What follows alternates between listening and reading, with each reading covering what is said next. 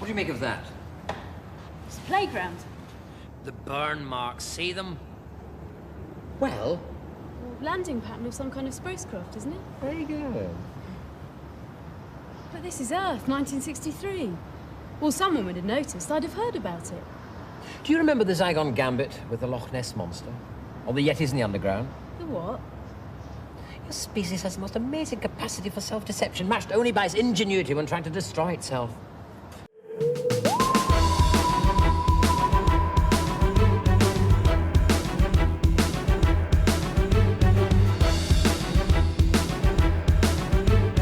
Hello and welcome to Who Watches Who, a Doctor Who podcast with me, Matthew, and as always, I am joined with... Hello, it's Scott. Hello, Scott.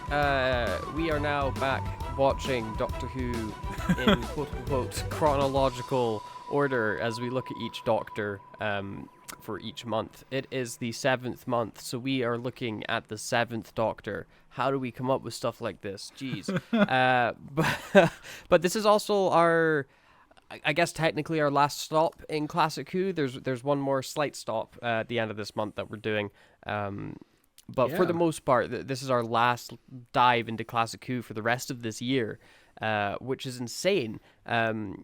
It's crazy that this year we've watched so much Classic Who. And like before every like episode, every now and then. every episode we've watched this year feels totally different from the last episode. Yes, like none they of do. them are They the feel same. like separate shows. They are separate shows. It is wild how many tones the show has just in these 7 episodes we've just covered. It's fun. I'm enjoying it. Yeah, it's certainly been an experience. Some have definitely been better than others. Some have been surprisingly hidden gems. But this week we are starting our look at Remembrance of the Daleks, which you touted as an extremely good episode. I am yet to be convinced, but I've not finished the story. I've only seen the first 2 episodes, so color me intrigued. But this episode first aired on October 5th, 1988, which was a Wednesday, and 34 years, 8 months, and 30 days ago at the time of recording. So we are coming up to the 34 and 9 months, just coming close to the 35-year anniversary of this episode. Wednesday seems like a weird time for Doctor Who. Yeah, the Peter Davison era and the Sylvester McCoy era are very different in that they just aired on weekdays instead of a weekend. You know, it's usually Saturday or Sunday Doctor Who airs. And this was when Doctor Who was aired directly against Coronation Street. So everybody watched Coronation Street instead of Doctor Who, and Doctor Who got cancelled because of it. So that's good scheduling. Yeah, Wednesday's such a strange time. It even feels wrong, you know, like away from scheduling, there's just something in you. There's like Doctor Who on a Wednesday? That's not right. Like Doctor Who is weekend programming. It's got it written all over it. At the time, the US president was Ronald Reagan and the UK prime minister was Margaret Thatcher. What an awful time. Now, I don't really have anything for events that happened on this day. There were wars. There was this dude, the dictator in Chile, got voted out of office. That was really cool. But I do have the box office numbers because it's the bit that interests me the most, which is what is number 1 at the box office on this day in history, right? And 1988 is a strange year for movies. It's a rather inconsistent year. There's some amazing movies, and there's a bulk of movies I've never heard of that reach number 1. So, Scott, what do you think is number 1 at the box office October 5th, 1988? Just one hint, please. It is an Oscar-winning movie. Oscar-winning 1988. Is it Oscar-winning? It's Oscar-nominated. It's Oscar-nominated. Oscar-nominated movie. It won Golden Globes. It didn't win an Oscar. It got nominated in a lot of Oscars. Okay, so it got nominated in the 98. It was in the 89 Oscars. Yeah. I can't begin to think. Any more hints? Who's in it? It stars Sigourney Weaver. Could it be Aliens? Oh, it is. It is not. It is not. It is. And this is. I would have been amazed if you got it because I had never heard of it. Gorillas in the Mist. Oh. Is it actually, it's not a movie. Yeah. Gorillas in the Mist. It is a 1988 American biographical drama film directed by Michael Apt from a screenplay by Anna Hamilton Flynn and a story by Flynn and Tab Murphy. The film is based on the work of Diane Fossey and the article by Harold T.P. Hayes. It stars Sigourney Weaver as naturalist Diane Fossey and Brian Brown as photographer Bob Campbell, and tells the story of Fossey, who came to Africa to study the vanishing mountain gorillas and later fought to protect them. I'm actually familiar with who Diane Fossey is as a person. Like, she's like the gorilla lady that I've seen a heap of clips about her and read a lot about her. I had never heard of this movie, which I was like, what? Because when I saw and the list of like top number one box office hits, I saw Gorillas in the Mist. I was like, what? What is a movie called Gorillas in the Mist is number one at the box office? What is this about? The film theatrically released in the United States on September 23rd, 1988, and at the 61st Academy Awards, it earned 5 nominations, including Best Actress for Sigourney Weaver, Best Writing Screenplay based on material from another medium, and ended up winning Best Actress in Motion Picture Drama for Weaver and Best Original Score at the Golden Globes, while also getting nominated for Best Motion Picture. So apparently it's a banger of a movie, but I had never heard of it. I'm just looking into Diane Fossey. She got murdered. Her entire staff by a gorilla? were arrested. Was she murdered by a gorilla? I don't know who murdered her, but it's a long passage on Wikipedia, so who knows? On a poster of this movie, Sigourney Weaver looks like she's about to be attacked by a giant gorilla in the background. So she does. Maybe Big violent gorilla, which is kind of like counterintuitive, I think, to what the movie's supposed to be about. Because it's supposed to be about discovering that gorillas are like gentle creatures and intelligent, and the poster's like a monster. Yeah, it should be Sigourney Weaver hugging a gorilla, something like that. Oh, I guess that sells less tickets. I mean, this movie poster looks bland as hell.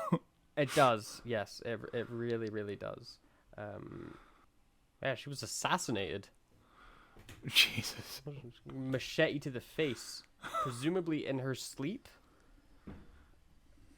Jesus, what a nasty way to go. Can only assume it was done by like poachers or something, like people that didn't like her conservation efforts. Crazy. What a mental way to go. But yeah, very interesting lady. Lived a very interesting life. But I want to go through 1988 real quick in film because it's a really weird year for movies.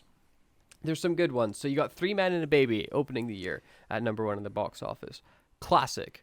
Yeah. It's probably garbage, but it's a classic family I film. haven't seen it since I was a kid, so yeah.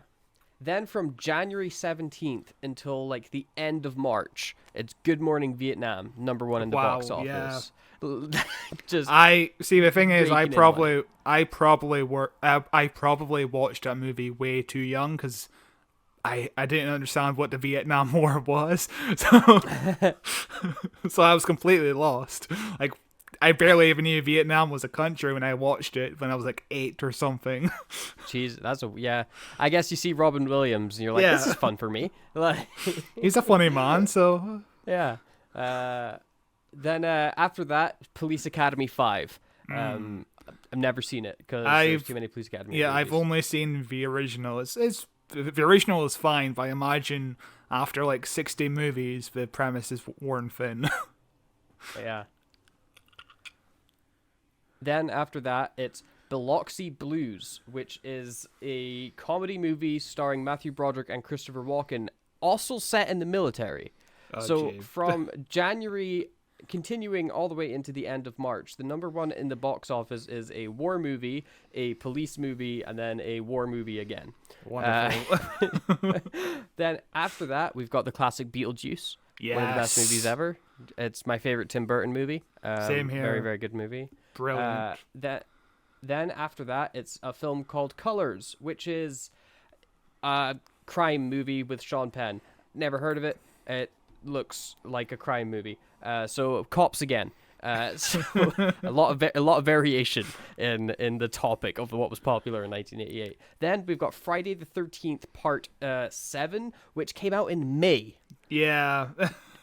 Weird time for a horror movie to come I out. mean, the Scream franchise consistently comes out in like December, March, January. Yeah, but like Scream is more of like a parody, you know, it's a satire of slasher horror movies. And I guess you could argue that Friday the 13th Part 7 is a satire of itself.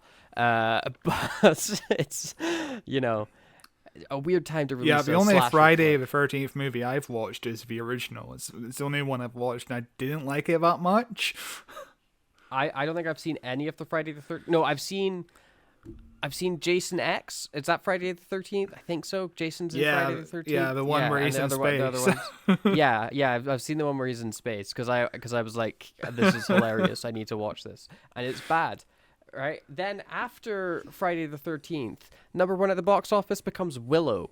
It's weird that was the movie that took over. Good movie. I haven't seen it since I was a kid. Yeah, a movie I haven't seen. I was going to watch the movie before the TV series came out, but now the TV series itself is just completely vanished off of Disney Plus because they are insane.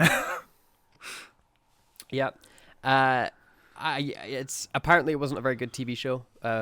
But you know, I never saw it. I think I the problem was nobody watched it because who the fuck cares about Willow? Willow was like well, I guess it wasn't box office bomb because it did well in the box office. It was number one for a week. For a week, so that's not the best, is it? It made $8 million that week. And was number one at the week. But yeah, it was not a very like super successful movie. Yeah. I have fond memories of watching it as a kid on DVD. Like I enjoyed it as a kid, but what are you gonna do? Then you got Crocodile Dundee 2 and Red Heat for June until the end of June, where Who Framed Roger Rabbit Oh hell yes! becomes number one. Great movie. Then Coming to America comes after that. Not seen Coming to America. I'm not It's the okay. biggest fan of It's Eddie okay. Murphy or John Landis, but what are you gonna do? Oh yes. Oh, you know the reason why John Landis was attached to direct that film is because Eddie Murphy felt bad for John Landis after the Twilight Zone incident. And then wow. Eddie Murphy was like, "Yeah, this guy's a complete jackass. I shouldn't have felt bad for him. Jesus Christ." Then it's two movies I've never heard of called Cocktail and Young Guns. Then A Nightmare on Elm Street 4, The Dream Master, comes out in August, which is fair enough. That's like, it's still summer, but it's getting into, like, August is a spooky sounding month. Again, Nightmare on Elm Street. I've only seen the original. I've seen the original for Same. most of these 80s franchises. Yeah. I've only seen the original Nightmare on Elm Street as well, and it's fine. Yeah. It's not aged very well. It's kind of boring, but it's all right. Then it's a bunch of movies I've never heard of. Moon Over Parador, A Fish Called Wanda, I've heard but never seen. It's supposed to be Fish very Called good. Wanda is pretty decent. Yeah. Yeah. Then Dead Ringers, which I've never heard of. Gorillas in the Mist. Then Alien Nation. Then The Accused. These are all number one in the box office for a week in October. Like October is it must have just been a bad month. I'm pretty as far sure as cinemas Dead go. Ringers is like a David Cronenberg film. It recently Dead got Ringers like a is TV psychological series. thriller starring Jeremy Irons. David Cronenberg directed and co-wrote the screenplay. Yes. And it just recently got adapted for a TV series. I'm not sure how good the TV series is, but I think it gender swapped Probably- the main character. So it's Oh damn! a Damn, woman. It's gone woke. It's gone woke. Oh no! Damn. Then we've got Halloween 4: The Return of Michael Myers. So this is like peak slasher cinema as Yeah. well. This is the third slasher movie to come out this year. Like, and it's not the last one. After that, we've got They Live, which is an amazing movie. yes. And then after that, we've got Child's Play, which is another slasher movie Damn. coming in number one at the box office. Then we've got Land Before Time, which is a movie I remember enjoying as a kid and haven't seen since. Yeah, they with made the like dinosaurs. 14 sequels to that. No joke. Yes. 14 sequels and a TV series. And then we've got in November 27th, the greatest Christmas movie ever made, Scrooged. Becomes number one at the box office, and then it gets taken over by The Naked Gun, then Twins with Arnold Schwarzenegger, and finally January it comes in with Rain Man. So a weird year for cinema. Like, there's some like all-time classics in there mixed in with movies I've never heard of, and then like slasher films. Like, Yeah, most of that sounds fair, to be honest. I think yeah, I'm not into slasher films that much. I prefer I'm more of a body horror kind of guy, to be honest with you. really, I like psychological. I'm a big fan of some psychological horror, and some like grounded supernaturalism stuff. So like I really liked Hereditary and things like that, where it's like, you know, this really grounded kind of eerie thing right until the end when it's like, haha, they're all like in a cult. That movie's great. It's very good. But yeah, no, I'm not huge into slashers either. I would take them over demon movies, though. Demon movies are bottom of the pile for me. I just don't find them scary or interesting. I find them very dull. Fair. Yeah, it certainly was a year in cinema, 1988. But of course, none of these movies even come close to comparing with Remembrance of the Daleks. So why don't you, Scott, take us into a bit of the writer's corner for how this episode got made? So why did I pick this episode? So in 1998, 2009, 2014, and 2023, it was voted the number one Seventh Doctor story on a Doctor Who magazine poll. So it's considered the best story of pretty much of all time, basically, but also just the best story of the Seventh Doctor's run. It was rated number 6 out of every story ever in 1998 as well, so that's all of Classic Who. It's pretty decent. And it's an episode you've not seen before. It's interesting. Nope. Yep, never seen it before. I don't know if I'd even heard of it before. I was shocked to see the Daleks fly. That was something that I thought was reserved for New Who only, but no, they fly in this episode. They fly now. They do. They fly now. They fly now. And, you know, so, like, when it comes to the Seventh Doctor, it's probably one of my biggest blank spots. Like, in Doctor Who, I don't know a lot about Sylvester McCoy's run at all. And he's an interesting Doctor. He's a lot of fun, for sure. Yeah, I think you need to change. Because the Seventh Doctor, the last 2 seasons were when Doctor Who was getting back on track. Season 24 is kind of like pantomime-y stuff, but season 25 and 26 were really strong stuff when the Seventh Doctor starts getting darker. This is the start of the Seventh Doctor being manipulative, whereas in season 24 he was just basically a clown. So yeah, this was season 25, and this whole season was based around the 25th anniversary, basically. Remembrance was the first episode of the season. John Nathan Turner wanted something special to celebrate, so he brought back the Daleks, Coal Hill School from the very first episode, and setting it in 1963, which was also the very first episode. So, other stories this season included the Happiness Patrol, which is kind of out of order this season because it's not really the 25th. It's not really celebrating the show itself. It's mainly anti-Thatcher stuff. So I'm not sure why that's part of this season. Silver Nemesis.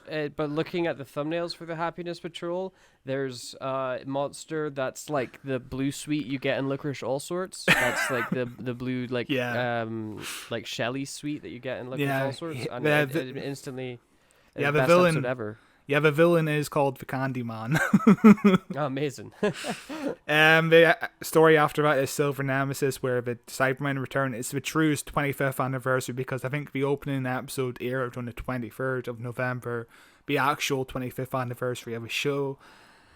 And obviously Silver equals the 25th anniversary. It's not that great of a story, but it's decent enough. Not as good as Remembrance of the Daleks, and The Greatest Show in the Galaxy is kind of like a meta-commentary on the show, because one of the characters is based on obsessive fans, like us, basically. Oh, yeah, that's fun. It's got a creepy clown in it. Yeah. So when it comes to Dalek episodes, obviously, Terry Nation had the first refusal for Dalek episodes, meaning he had to be approached first, but he refused to actually write this episode. So he still had final approval over his script. Terry Nation's agent said he wasn't too pleased with the final script, and which obviously panicked Andrew Cartmel because he's the script editor, and he was like, "Holy shit, we need a Dalek story. Oh my god, Terry Nation doesn't like this script." And John Nathan Turner, being a decent businessman, I think, sat him down and was like, Terry Nation's agents just wants more money for Terry Nation, so I'm going to pay him more and that's going to be fine. And the deal was reached in the end, so obviously this story got made in the end. So the writer of this story is Ben Arovich, and you'll never guess his age. He was 25 years old, and it's his first television job, and that's my age. Wow. That's my age. What are and you I feel You got your time slipping away from you, man. You're running out. You're never gonna get in. I know, it's insane. He was 25 years old. He was barely old enough to watch the show when it first came out. I think he was born in 1964, like February 1964, wow. Which is crazy to think about. When Doctor Who magazine asked him about his previous experience writing, his response was, "I bought a word processor." I wonder how he managed to sell that script. You know, if this was a classic case of he knows someone, or if he was just like sending scripts off to people or fresh out university or something. Yeah, so he was sending unsolicited scripts. He sent one called Nightfall before this. Andrew Cartmel liked it so much that he asked him to try submitting a script in general. So basically, he just started writing some outlines or stories, and Andrew Cartmel just really, really loved it. Apparently, he couldn't put the thing down, which is crazy to think about. This kid, fresh out of college or whatever, and he immediately gets a job in television, like one of the best TV shows in Britain, basically. Crazy. Yeah. What a gig. Do you have any idea what this guy went on to do, or is that forbidden knowledge? I will tell you that later, okay? Oh, dun dun dun! I'm on the edge of my seat. The script he wound up submitting was called Storm Over Avalon, but this would be later used for season 26. Sorry, so he was asked to write a Dalek story instead, and when he got asked to do a Dalek episode, his response was, "Get the fuck out of here." Fair. One of the problems he encountered in this story was with overwriting some episodes. Some episodes wound up being like 50 minutes long in the script phase. So basically, the general rule is 1 minute, 1 page of a script equals 1 minute on screen. So he would write 50 pages. So he had to really try to cram down as much as possible, which is understandable. Overwriting is like the worst. Overwriting is like a typical thing to do when it comes to television. I overwrite. Do you overwrite? I write exactly as much as I need to, and never a word more or a word less. I'm very proficient. If any people are listening that are interested in hiring writers, they should keep that in mind. I will say overwriting is better than underwriting, because if you're underwriting, then it's such a pain in the ass trying to come up with more It's scenes. a lot harder to go. It's a lot easier to cut scenes than it is to go back and add scenes in. So one of the things he did to reduce the page count was to reduce the amount of time the Daleks actually speak, because one thing we've noticed in doing Classic Who is they speak incredibly slow sometimes. You know, like I don't know what you mean. Like, go back to our Doctor Who and the Daleks movie review, and the one thing we pick up on is the Daleks just take ages to complete their sentences. They really milk it. Really milk it. Another issue he had was coming up with names of these new characters. Something Andrew Cartmel was great at, so I think he helped. That's a classic writer's problem. Oh, is not being able to name a character. Do you suffer from that problem? Yeah, I'm terrible with names. I am terrible with them. I usually end up like just calling people like regular human names, or like I call them something dumb, which yeah, I'm bad with names, or like if I'm doing right now, I'm setting up a D&D campaign with a bunch of my friends. Really good way to just name characters with that, name generators, just boom, name generator done. Yeah. Or just call somebody Bob, because it's, lots of people called Bob, like. I mean, half of the heads of Disney are called Bob Iger, Bob Chapman. And then Bob Iger again. He was also a bit too ambitious because he wrote too many location scenes, which had to be reworked for studio scenes. I think this episode in particular is very good with their locations. Most of it is outside, which is very rare for classic Who. Most of it's...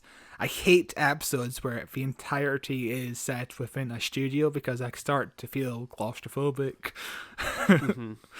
Yeah, no, that was something I picked up on watching these episodes as well. Is we're actually like somewhere. We're not like in a room. We're out somewhere. Yeah, it starts to feel like a proper TV show. So he was on set for a full 12 days to just learn how television was made.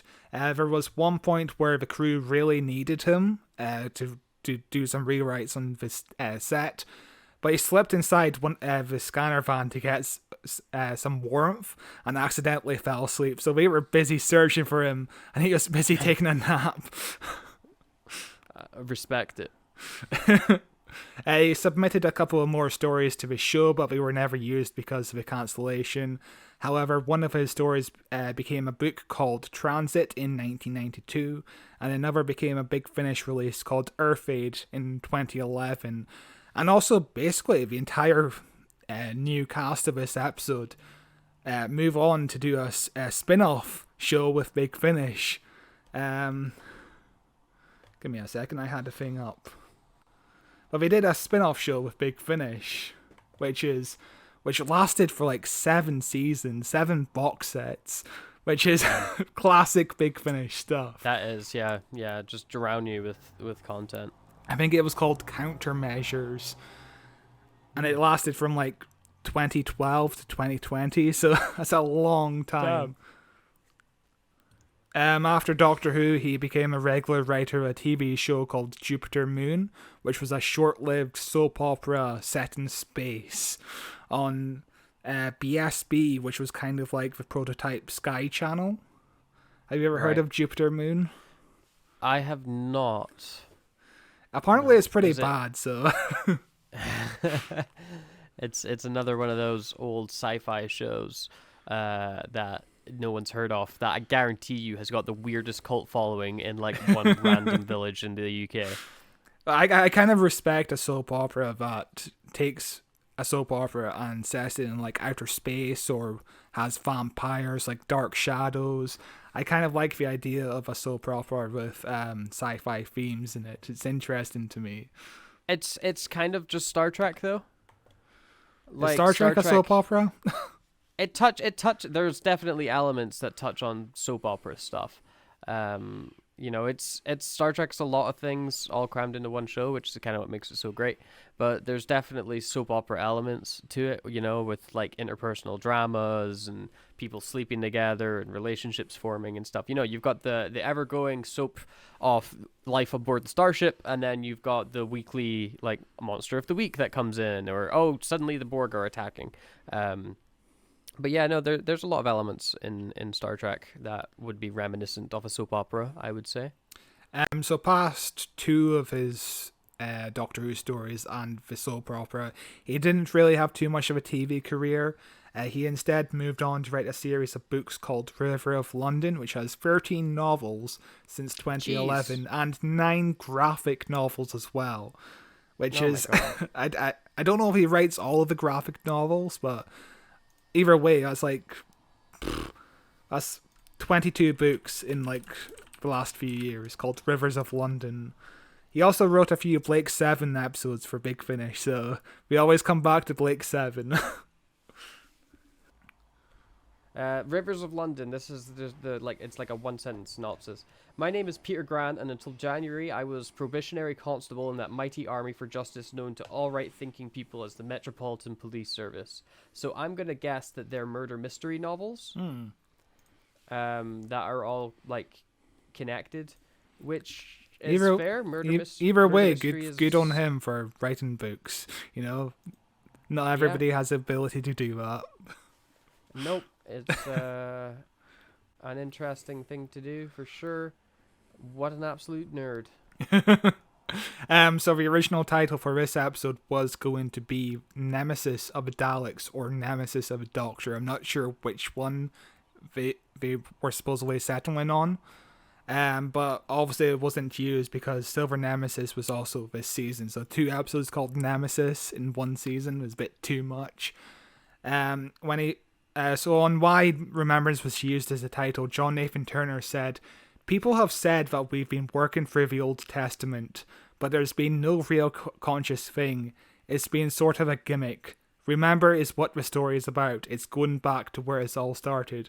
And with his Old Testament comment there, John Nathan Turner is referring to, obviously, we have Genesis of the Daleks, Destiny of the Daleks, Resurrection of the Daleks, and Revelation of the Daleks. So, I never even noticed that before. It's all Old Testament stuff.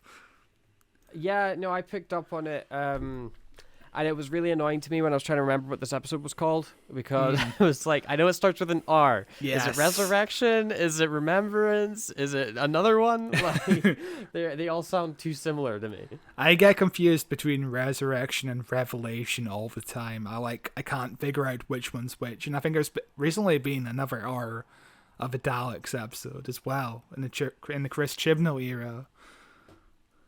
Oh, just to slightly deviate back to Rivers of London, it appears to also be supernatural. Ooh. My story begins when I tried to take a witness statement from a man who was already dead. Probationary Constable Peter Grant dreams of being a detective. After taking a statement from an eyewitness who happens to be a ghost, Peter comes to the attention of Detective Chief Inspector Thomas Nightingale, who investigates crimes involving magic and other manifestations of the uncanny. Suddenly, a wave of brutal and bizarre murders engulfs the city. Peter is plunged into a world where gods and goddesses mingle with mortals, and a long-dead evil is making a comeback on a rising tide of magic.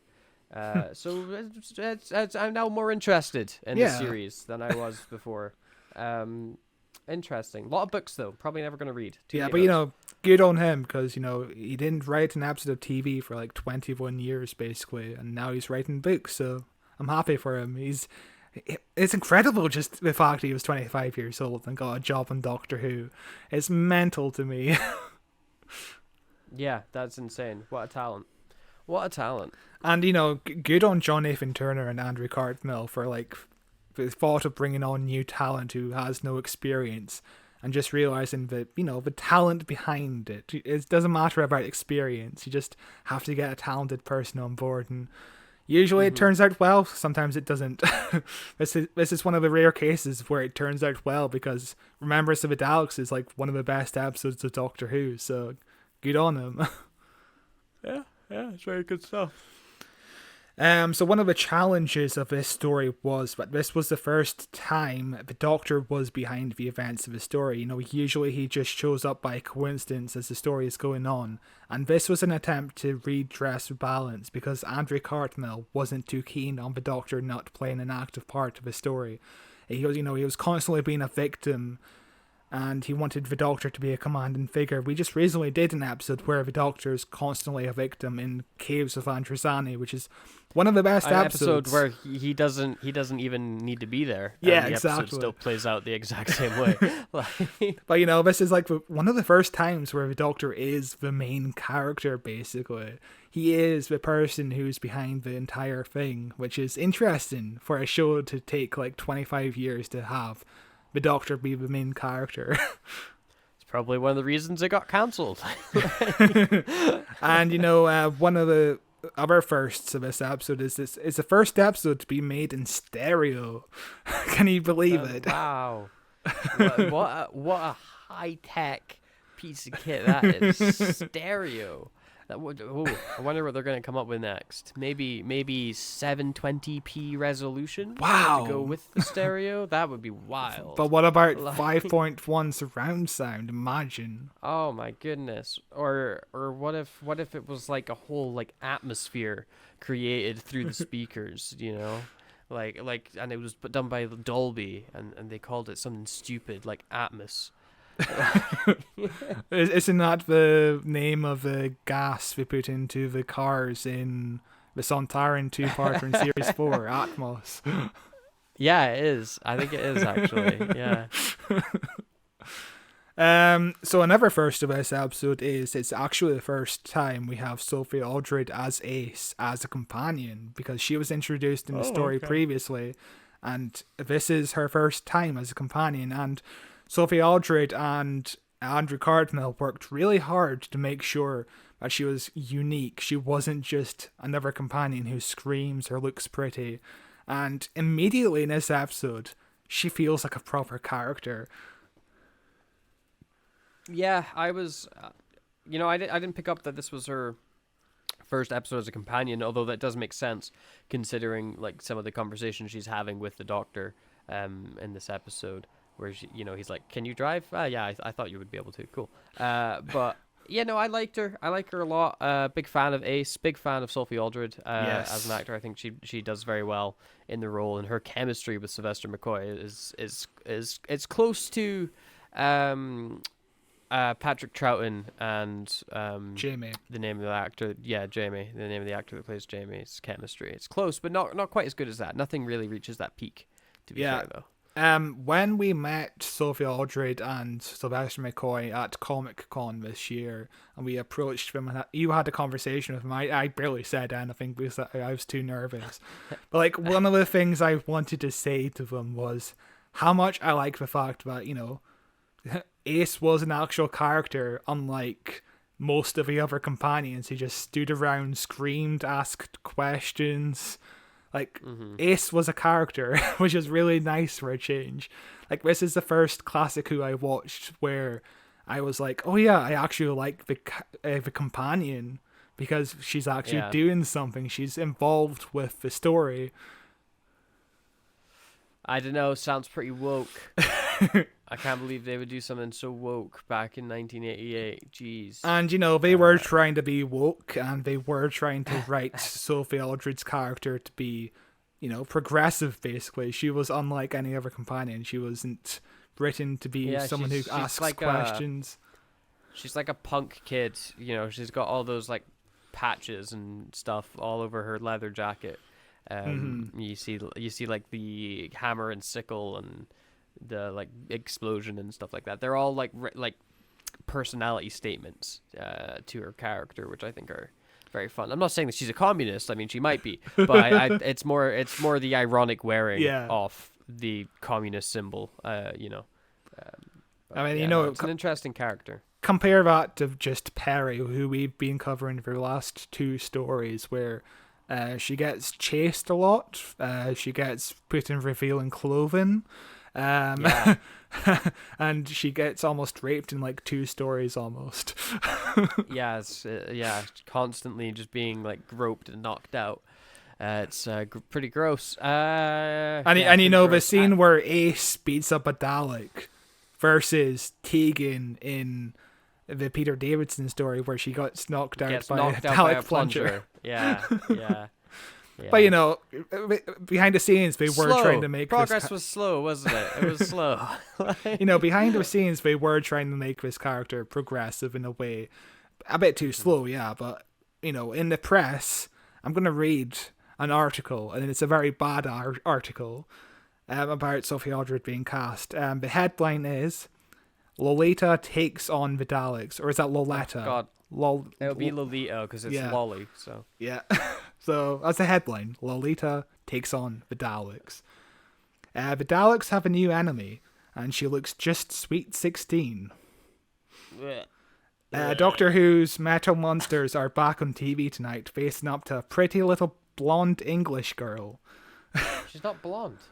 She's got brown hair. She's a brunette. The Daleks don't see No, sorry. The Daleks don't scare 25-year-old Sophie, but her looks do.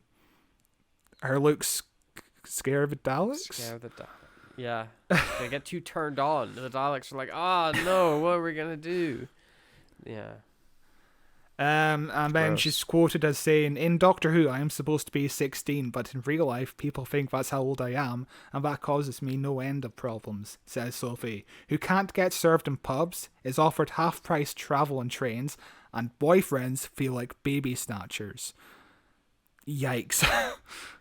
Cool. What a cool article. I'm glad that I have that knowledge now. I'm glad that that's something that's now in my brain forever. Yeah, it's cool stuff. Yeah, it's pretty disgusting. Hope whoever wrote that is really, really proud of everything that they've ever written. I bet they're like in charge of a newspaper now or something. That's because that's the type of world we live in. I don't remember where this paper. I think it's the Mirror, which. Yeah, that tracks. That sounds like something they would write today.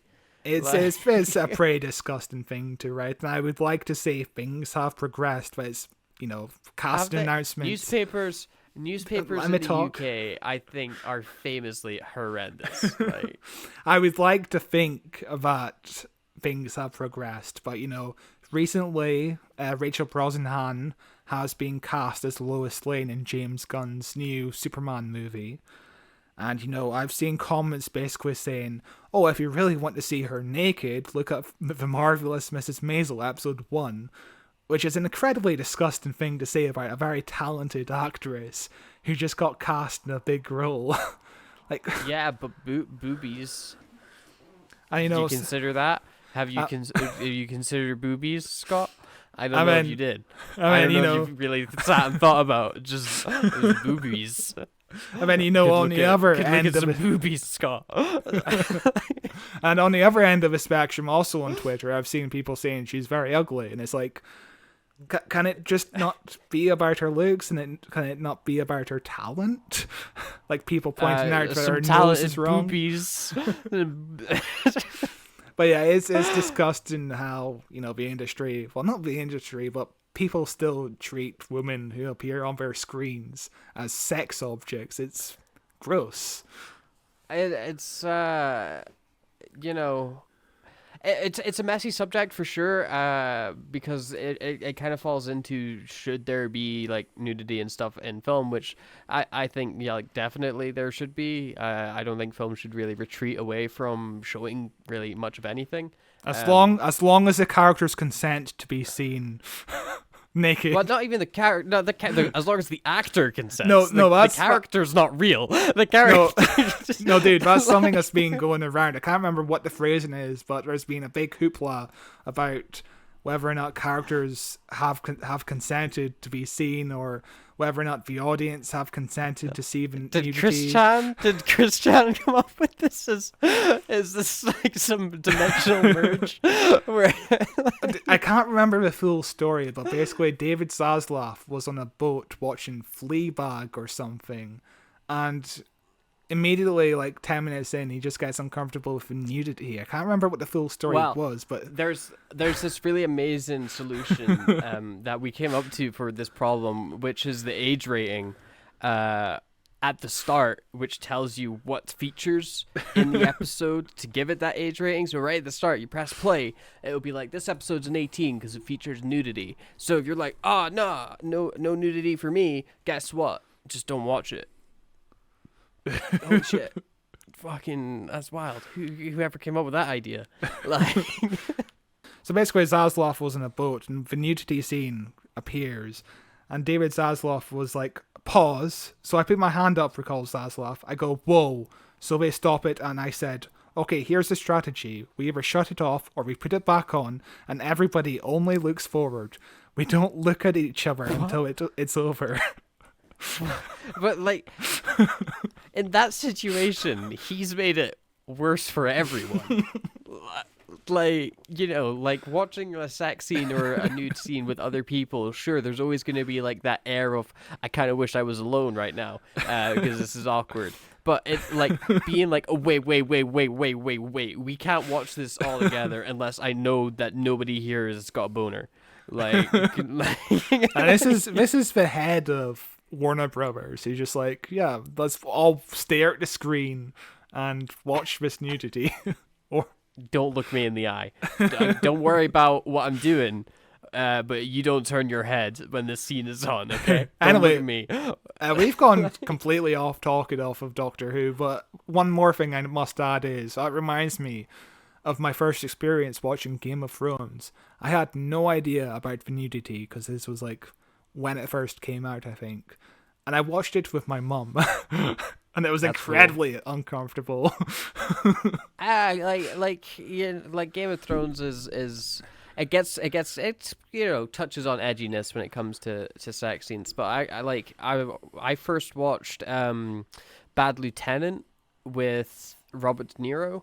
I first saw that with my mum, and there is a scene in that movie where he is just jacking off in front of these two ladies for what feels like 20 hours. You're just there watching him just go pounding away, and I was like, I want this to end right now. I'm in hell.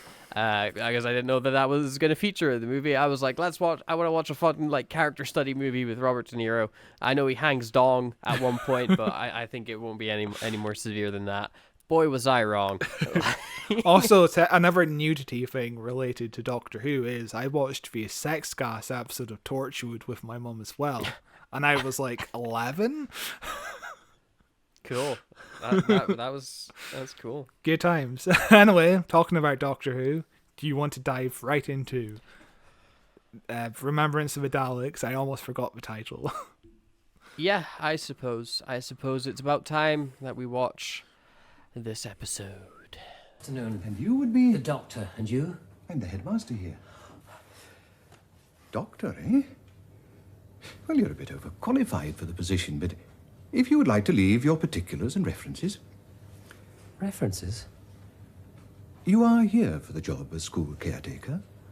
Oh, no, we're here for a completely different reason. Oh. What can I do for you, then? Well, we'd like to look round your school, if you don't mind. I'm afraid that's out of the question. We've got reason to believe there's a great evil at work somewhere in this school. You'll have to be a bit more specific, Doctor.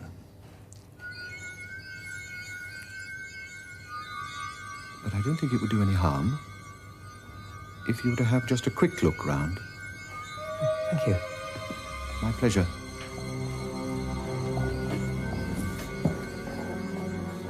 So, this episode begins in an unusual way for Classic Who. Normally, I start that sentence by saying this episode begins like every other episode of Classic Who with the intro, but no. This is a different one. We have a cold opening as we open up to the shot of the Earth, as we get it's like a merging of different speeches throughout history. Some of it's in French, some of it's in English. I think the I Have a Dream speech is mixed in there, if I'm remembering correctly. Yep. There's a heap of speeches. Yeah, we have John F. Kennedy, General de Gaulle. I'm not sure how to pronounce his name, so I'm sorry for butchering that. We have Martin Luther King and the Duke of Edinburgh. They wanted to use the Queen, but Buckingham Palace declined and gave him the Duke instead. Wait, that sounds weird. So yeah, it being a cold open was very rare for classic Doctor Who. This is only the third time we actually did a cold open. This is episode 670 odd. So it's very strange indeed. The first time it happened was in Castrovalva, which was Peter Davison's very first episode, and they used their cold open to show the regeneration between Tom Baker and Peter Davison, so it's reused footage. And it happened again in The Five Doctors, where we replayed the clip of William Hartnell's I Shall Come Back speech. So this is the first time we have a cold open where it's original footage for the episode. And it's very special. I really like this cold open. It's cool. Yeah, I really like it as well. It sets a nice tone for the rest of the episode as we're hearing all these speeches about humanity and a hopeful nature, and we slowly zoom out from the Earth, which is suspiciously a very still image, and see a giant It's almost like Star Wars with the Yes. ship coming from overhead on the camera lens to give you that sense of scale.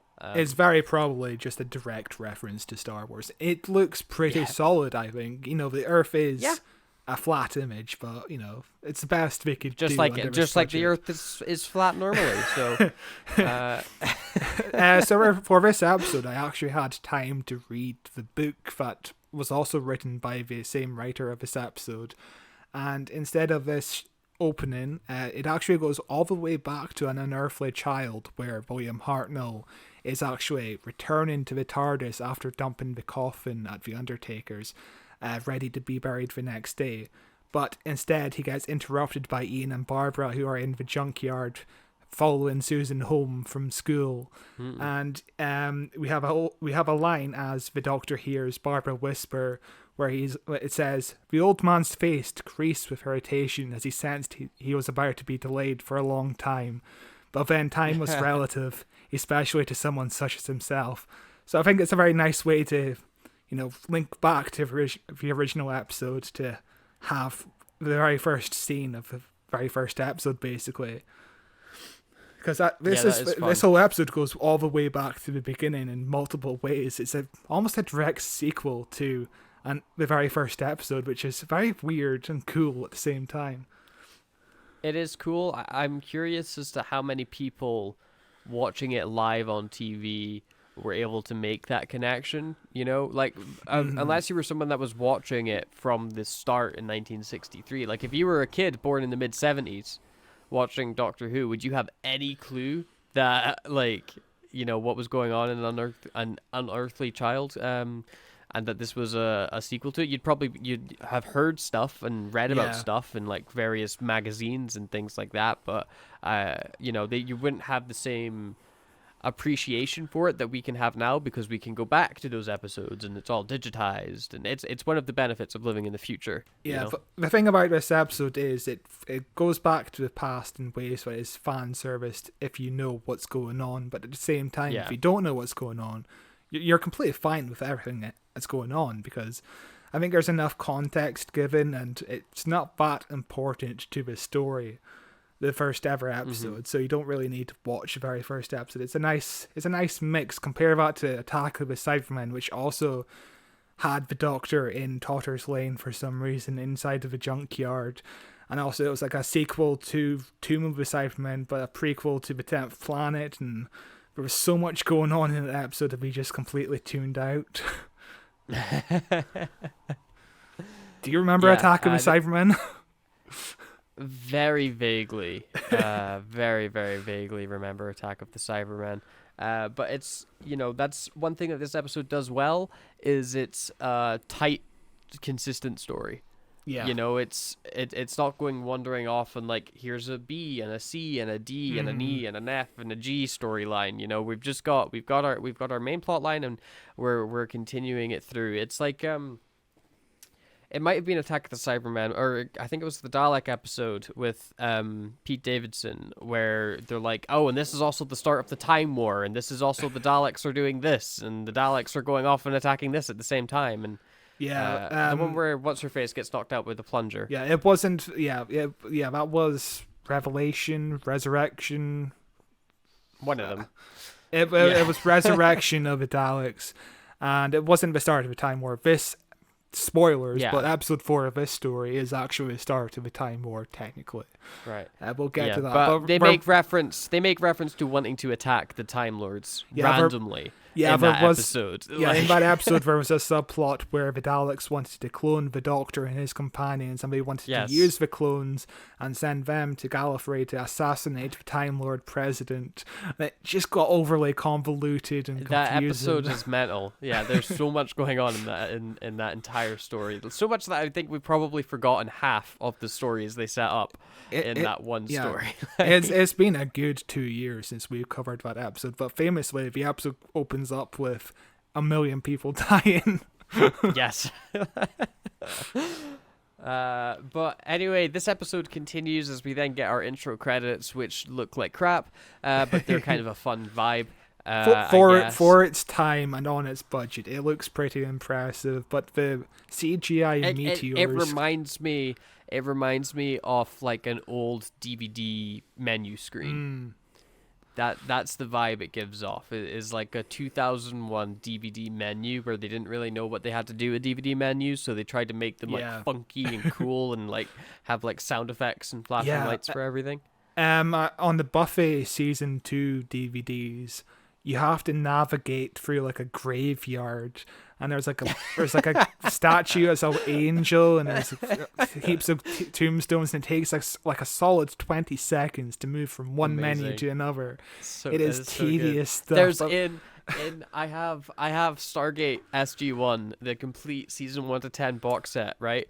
When you load up Stargate SG-1, there's a whole cutscene that plays where the camera goes through an entire CGI like military base, and then like to select the episodes you have to like go to different bits on your desk to be like, okay, I want to watch this episode now. When you put in the Planet of the Apes DVDs, you get an introduction from like a CGI monkey who's the lawgiver, and he gives you a great big speech about how this is the first Planet of the Apes, and it stars Charlton Heston, and it came out in 1968. And you're like, okay, I'm just going to skip this because why is this here? I don't need an introduction to the DVD I'm watching. It's crazy. It's amazing. Yeah, physical media is such a like interesting bit of they just didn't know what they were doing with a lot of stuff, but they were just kind of throwing ideas at the wall and seeing what people liked. But what I like is some I like DVD menus that are creative in those kind of ways, because DVD menus now are just, oh, here's a flat image of just the poster, no clips, no nothing, no. I'm on two sides with it, because I like the fun vibe that you get where you've got like a video game to work through to press play. But I also like the simplicity of here's just press play, watch the movie when you're ready. Like that's kind of what I want. And I always hated seeing clips in the play menu, because if I've not seen the movie and I need to go watch the movie, and now you're showing me like, oh, the bad guy gets beaten up by this dude in this scene here, like you're just spoiling the film for me before I even press play. Like, and I hated stuff like that. In Raiders of the Lost Ark, there's a scene where one of the Nazis gets his hand burnt on like a symbol, and the burn mark is what the symbol looks like. And on the DVD menu, it shows footage of his hand being put up, and that's like a big plot twist in like a third act. But he knows what the symbol looks like because it's imprinted on his hand, and it's like a thing you'd never noticed when he burns his hand initially. But the DVD gives it away completely. It's cool. It's very cool. Another weird DVD menu is The Simpsons Season 2 DVD, where everybody's heads are in different places. So Marge has the body of Homer, and you have to press the enter button like 4 different times for all the heads and bodies to spin around and connect to the right body. It's way too much effort just to watch an episode of The Simpsons. Incredible. That's such a bad idea. And also, you know what was a bad idea? This fucking logo in Doctor Who, where the Doctor is like a signature. I don't like it. It doesn't bother me. It's not a good logo. Like it's definitely like low tier when it comes to Doctor Who logos, but I don't think it's the most ugliest thing I've ever seen in my life. It's just boring looking. There's like no personality to it, where you've got like the Doctor's signature and then just in big bulky letters, Who? Like it doesn't really tell you much about the show. There's no personality to it. It's just like, okay, you needed to change the logo, and this was like the first idea you came up with. It's a shame, because that was the logo that stuck from like 1987 to 1996 when the TV movie came out. So that lasted a decade on all of the books and merchandise stuff. Jesus. But then the episode opens up as we open up to this lady walking down towards Coal Hill Secondary School, famous, of course, for featuring in Class, the most successful Doctor Who spin-off. Well, here is the primary school. It says on the wall Secondary School. Does it? Coal Hill Road, whatever that says, Shoreditch Secondary School. I guess it does. It's exactly what it says. You know, when Susan's in it, it feels more like a secondary school because Susan is like 25 years old. When this little girl comes out of a school in this episode, it feels more like a primary school because she is an actual child. She's like the only child who goes to Cool Hill School. I guess she's like in first year. She's like, Yeah. you know, like 12 or something. But I get what you mean, making it feel like a primary school, because she's like playing hopscotch later on. And like, when you were in secondary school, Yeah, did anybody exactly. play hopscotch? I don't think so. I think they would have gotten beaten up. I mean, you know, in class, it's like it's got a bunch of 30-year-old students. It's like a college. It's yeah. crazy. But the Doctor and Ace come rocking on up, and as an introduction to Ace, we see her in a zipped up leather jacket covered in patches. It was weird for me seeing the jacket zipped up. I feel like I'm used to it being unzipped. I like it being Interesting. zipped up feels strange. But it's zipped up jacket, bunch of little badges on it. I can't really make out most of them just because the quality of the footage isn't very good. And she's got a big boombox right on her shoulder as she's like bouncing along in the most like 1980s vibe way ever. And this episode is set in the 60s. So she is standing out like a sore thumb, and the Doctor makes a point of being like, you look like an anarchist, blasting your music like that and holding this like very futuristic tech, just blasting it down the streets. I also don't understand like blasting a boombox in your ear. I guess like there's no other way to listen to music on the go in 1988. Yeah, exactly. What a terrible time. Your arm must have got so tired. When was the And Walkman your invented? your ears must have been so sore. I feel like the Walkman was the early 90s. It feels like a 90s thing. The Walkman was created in 1979, apparently. 79, wow. I guess it was just cooler to have a boombox. So in the story, Ace was originally going to play like contemporary 80s music. Songs from the Smiths and Axe Tech Camera were suggested. I've never heard of Axe Tech Camera before. Never, no. So Kevin McCullough, who was the guy who did the music for this episode, came up with his own music for this episode. I guess it's because it's cheaper, but also the story uses like 5 songs from the 80s alone. from the 60s, sorry. Jeez. John Nathan Turner said at one point they considered using a Bob Dylan song in the story, and they discovered Bob Dylan was a Doctor Who fan and was happy to give him a song for free. However, in the end, John Nathan Turner decided not to use a song. So Bob Dylan is a Doctor Who fan, apparently, which tracks completely because recently he came out as a fan of Coronation Street. What a guy Bob Dylan is. Big fan of Who Watches Who podcast as well. Endorsed by Bob Dylan. Bob Dylan isn't a person I listen to his music often, but he seems like a chill dude. I don't listen to his music ever. But yeah, no.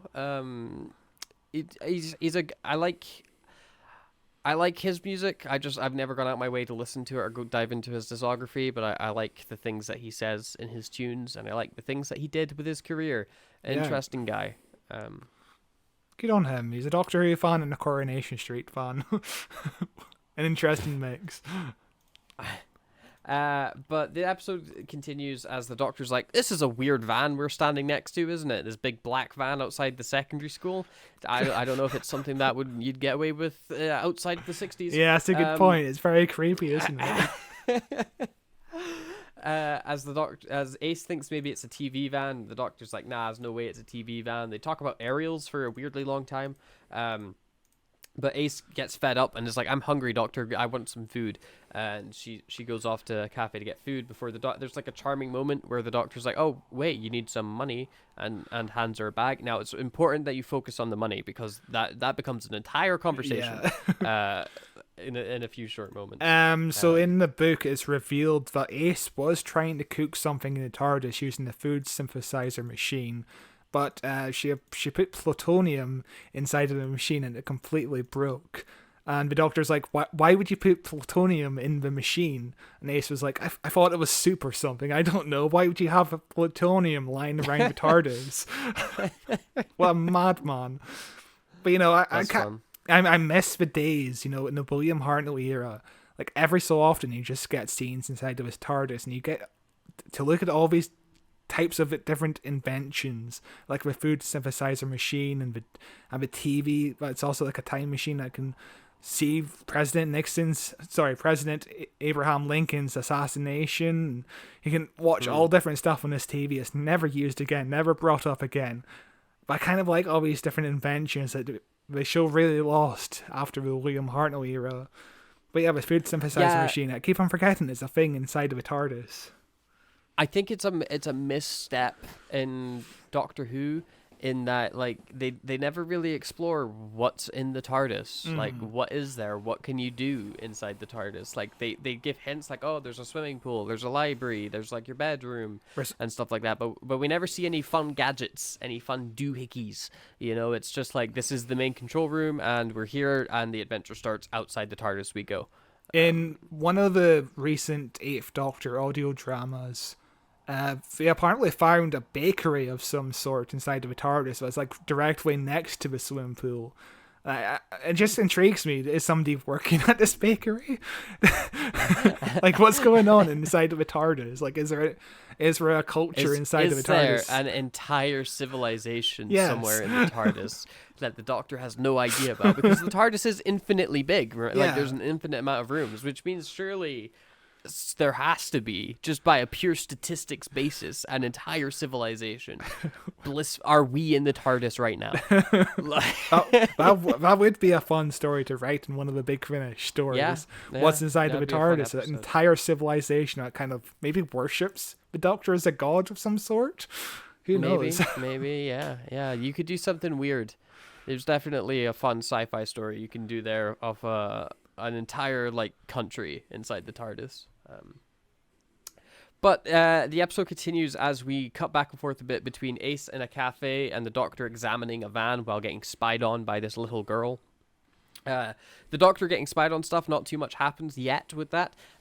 Whereas Ace going into the cafe, she gets like creepily harassed by a dude who's like, you're not going to be able to get a bacon sandwich unless you yell at the top of your lungs. And then he like speaks to her like an inch away from her face the entire time.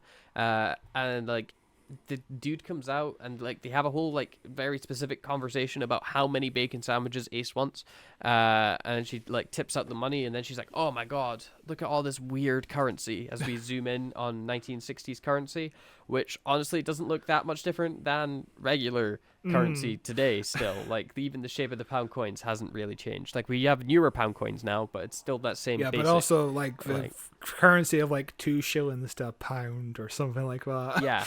It's so confusing and convoluted. Which they go into in a very brief moment, but as we cut back to the Doctor, who's like licking concrete now, which is a very Doctor move. I know it's not something that you're a fan of, the Doctor tasting the environment to know about it, but it's not something that ever really bothers me. I'm kind of fine with it in this context because he's tasting the burn marks in the school playground, which have obviously been left by a spaceship. So maybe him tasting it gets him to know whether or not it's from this galaxy, this planet, whatever. I'm fine with it in this scene. Going back to the money, sorry. It reminds me of Susan in the very first episode where she's very confused about how many shillings there are in a pound and all that shit. Because she thought they were on a decimal system. I feel like it's a callback to the very first episode in this way. Yeah, it could be. I also feel like it was just a way of like educating kids on what life was like in the 60s and how weird currency was, because like, you know, like the 60s to the 80s, it's only a 20-year difference. Like that's the difference between that's the difference between now and like 2000. Like, almost, you know, it's not that big of a difference yet. Like culture and society had changed so much in such a short period of time. It almost feels like two different worlds. It's crazy. I mean, this episode even makes the point about World War II. The guy who owns this cafe mentions he was in the war, and you know, between 1945 and 1963, that's only an 18-year difference, which is like the same distance between now and 2005, which is crazy to think about. It was that recent in the 1960s, World War II was. And, you know, that's why the Daleks exist in the first place. Terry Nation basically overcoming the war, basically. Because obviously the Daleks are the Nazis. Sorry to break it to you, but Doctor Who was always political. That doesn't sound right. I don't believe. I'm pretty sure politics was only invented in 2021. So. Also, the guy who has a big crush on Ace here. I'm not too sure about the actor who plays him in this final version, but a man called Mark McGann was approached to play this guy. Ooh. And that might sound familiar because he is Paul McGann's brother. So there was almost a casting of Mark McGann in this show. That would have been fun. The McGann brothers infecting Doctor Who with their talent. But we get a very fun scene where the Doctor leaves, as he leaves the playground, and the little girl's singing a weird song, a really creepy song about the Doctor being at the fence or something. Yeah, 1, 2, 3, 4. There's the Doctor at the door or something. Yeah. The Doctor just decides to walk into the van, which I loved. I was like, this is definitely this is 100% feels like the Doctor, where there's this weird like van that's like researching stuff and he can't quite figure out what it is. So he's like, screw it, I'm just gonna go in. And he just opens up the back door and climbs in. And the lady at first assumes that the Doctor's like the dude that is helping her out. Yeah.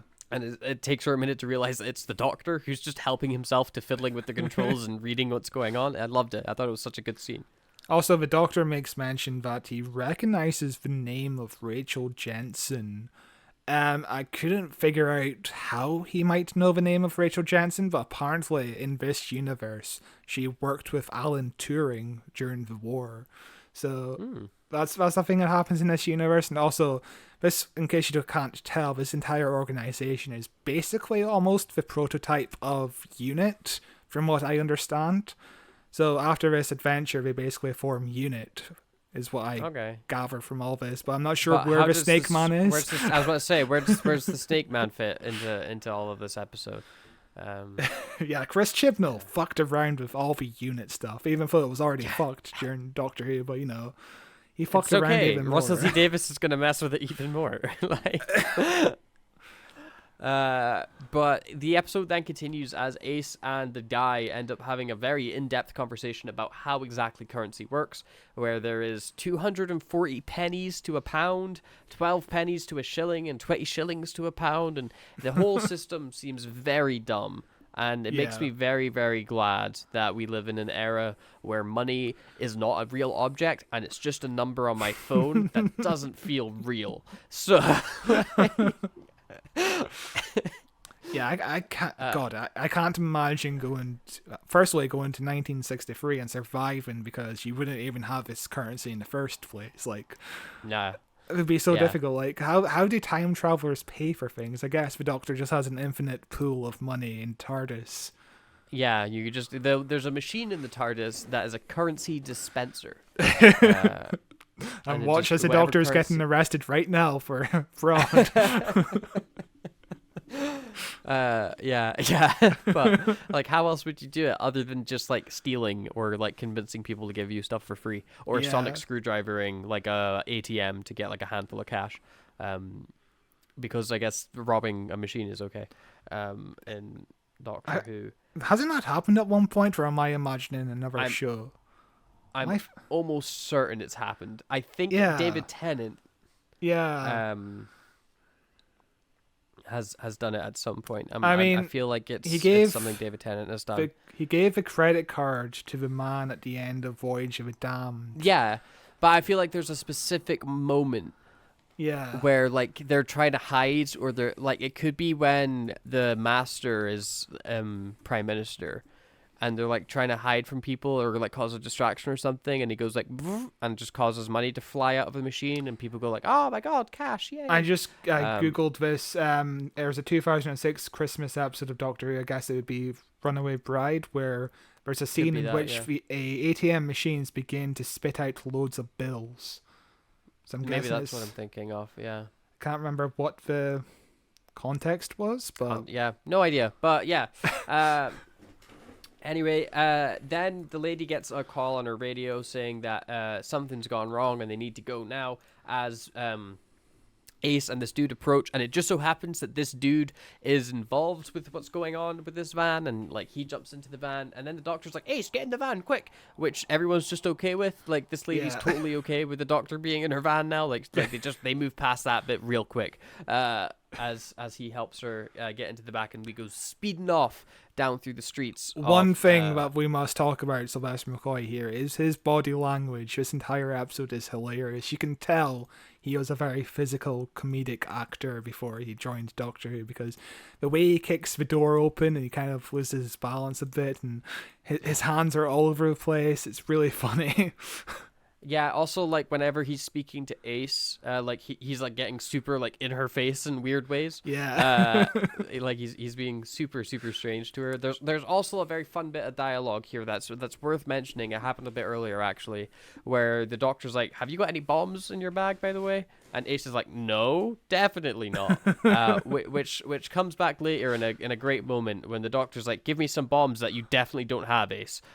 Which I thought was just a lovely little touch. I love how the doctor kind of like scolds her for using bombs, but at the same time he's like, yeah, I'm completely fine with it. It's just, it's like if you swear around a parent, they'll pretend to be mad, but they're completely fine with it because it's only a word, Yeah. And then they end up going to a very familiar looking scrapyard as the doctor is meeting up with Brigadier Light. He's not the Brigadier, but he's filling in the same essential role. He's a military man with a mustache that the doctor even calls the Brigadier at one point. As a fun little reference to that character. As the Doctor and Ace and all that are coming to the Totter's Lane scrapyard, apparently another person who's in this van is Andrew Cartmill, who was the script editor of the show at the time, and he was just standing around eating his bacon sandwich, just watching the crew film. I mean, all of a sudden Sylvester McCoy's like, oi, get in here, and he basically shoves him in the van. Amazing. So yeah, he's trying to hide as best as he can in this scene. But they they find out that this guy Matthews has been killed, and he's been like shot, energy displacement. There's something wrong with his internal organs. They're all messed up. Something zapped him. Whatever could it be in an episode called Remembrance of the Daleks? Yeah, I don't know. So the group captain Gilmore is played by Simon Williams here, and he was a star on Upstairs Downstairs, which was basically like a prototype show of Downton Abbey. Downton Abbey was a rip-off of a show, like the creator said, they ripped off of Upstairs Downstairs. And Sophie and Karen Gledhill, who plays Alison in this episode, were very excited to meet him because they both loved the series, and Sophie had a huge crush on him. He was also on the show Keeping Up Appearances. So yeah, he's a big get for this show. And he's nice. Very good in the role. Yeah, I think he fills the role very well. Like, he gives across the right energy for this sergeant character that he's playing. This military man. And there's a lot of scenes where he's shooting that are completely unusable in the final edit, because every time he shot his gun, he would flinch. Every time it made a bang. That's good. That's great. That's really funny. God damn. But things start to escalate as the rest of the military show up in a big ol' army van, and they all come climbing out and, start grabbing the area and getting organized and doing military things. As then our first death happens, and we see finally the enemy of the episode, a Dalek. Oh my god. I want to speak about the death very quick because it happens super quick. It's like a blink and you miss it death where a dude gets zapped and he goes flying against the back of a wall. Yes. It's a very dramatic big death. But as he gets zapped for a frame, we see a skeleton on top of him, and it surprisingly holds up really well. Like, it's an effective use of early CGI in this episode. This was the very first time we used a skeleton death on Doctor Who when a Dalek shoots, which also we couldn't use again until 2005. So it's the last time we'll see this for a long time. The stuntman who's been flown backward is actually Tip Tippin, who we discussed on Curse of Fenric. And this is his very first episode because he worked with the director in another TV series before this. Usually most stunt people obviously just show up on set on the day, but Tip Tippin was really prepared for the role. He arrived 2 weeks early, did a location scout, and chatted to Andrew Morgan about what was needed and what could be done. So he's like a proper professional. He became fast friends with Sophie Aldred. He was actually an ex-SAS soldier and actually helped to get the extras get into character, with the different postures they had to have and the different movements and how to carry the weapons. And he also helped to teach Sophie how to do a lot of her own stunts. Sadly, Tip Tippin died at aged 34 in 1993 in a parachute accident. And he had a great career. He worked on Return to Oz, Never Say Never Again, Batman 89, Indiana Jones and the Last Crusade, and Aliens. 34 years old. What an incredible career, and it's so sad he died so early. Jesus. Yeah, that is sad. Return to Oz, underrated classic. That movie is brilliant. I haven't seen it since I was like 6. Such a weird movie. It's so good. Weird pumpkin head dude, the people on roller skates that are like these giant monsters. Like, what a weird film.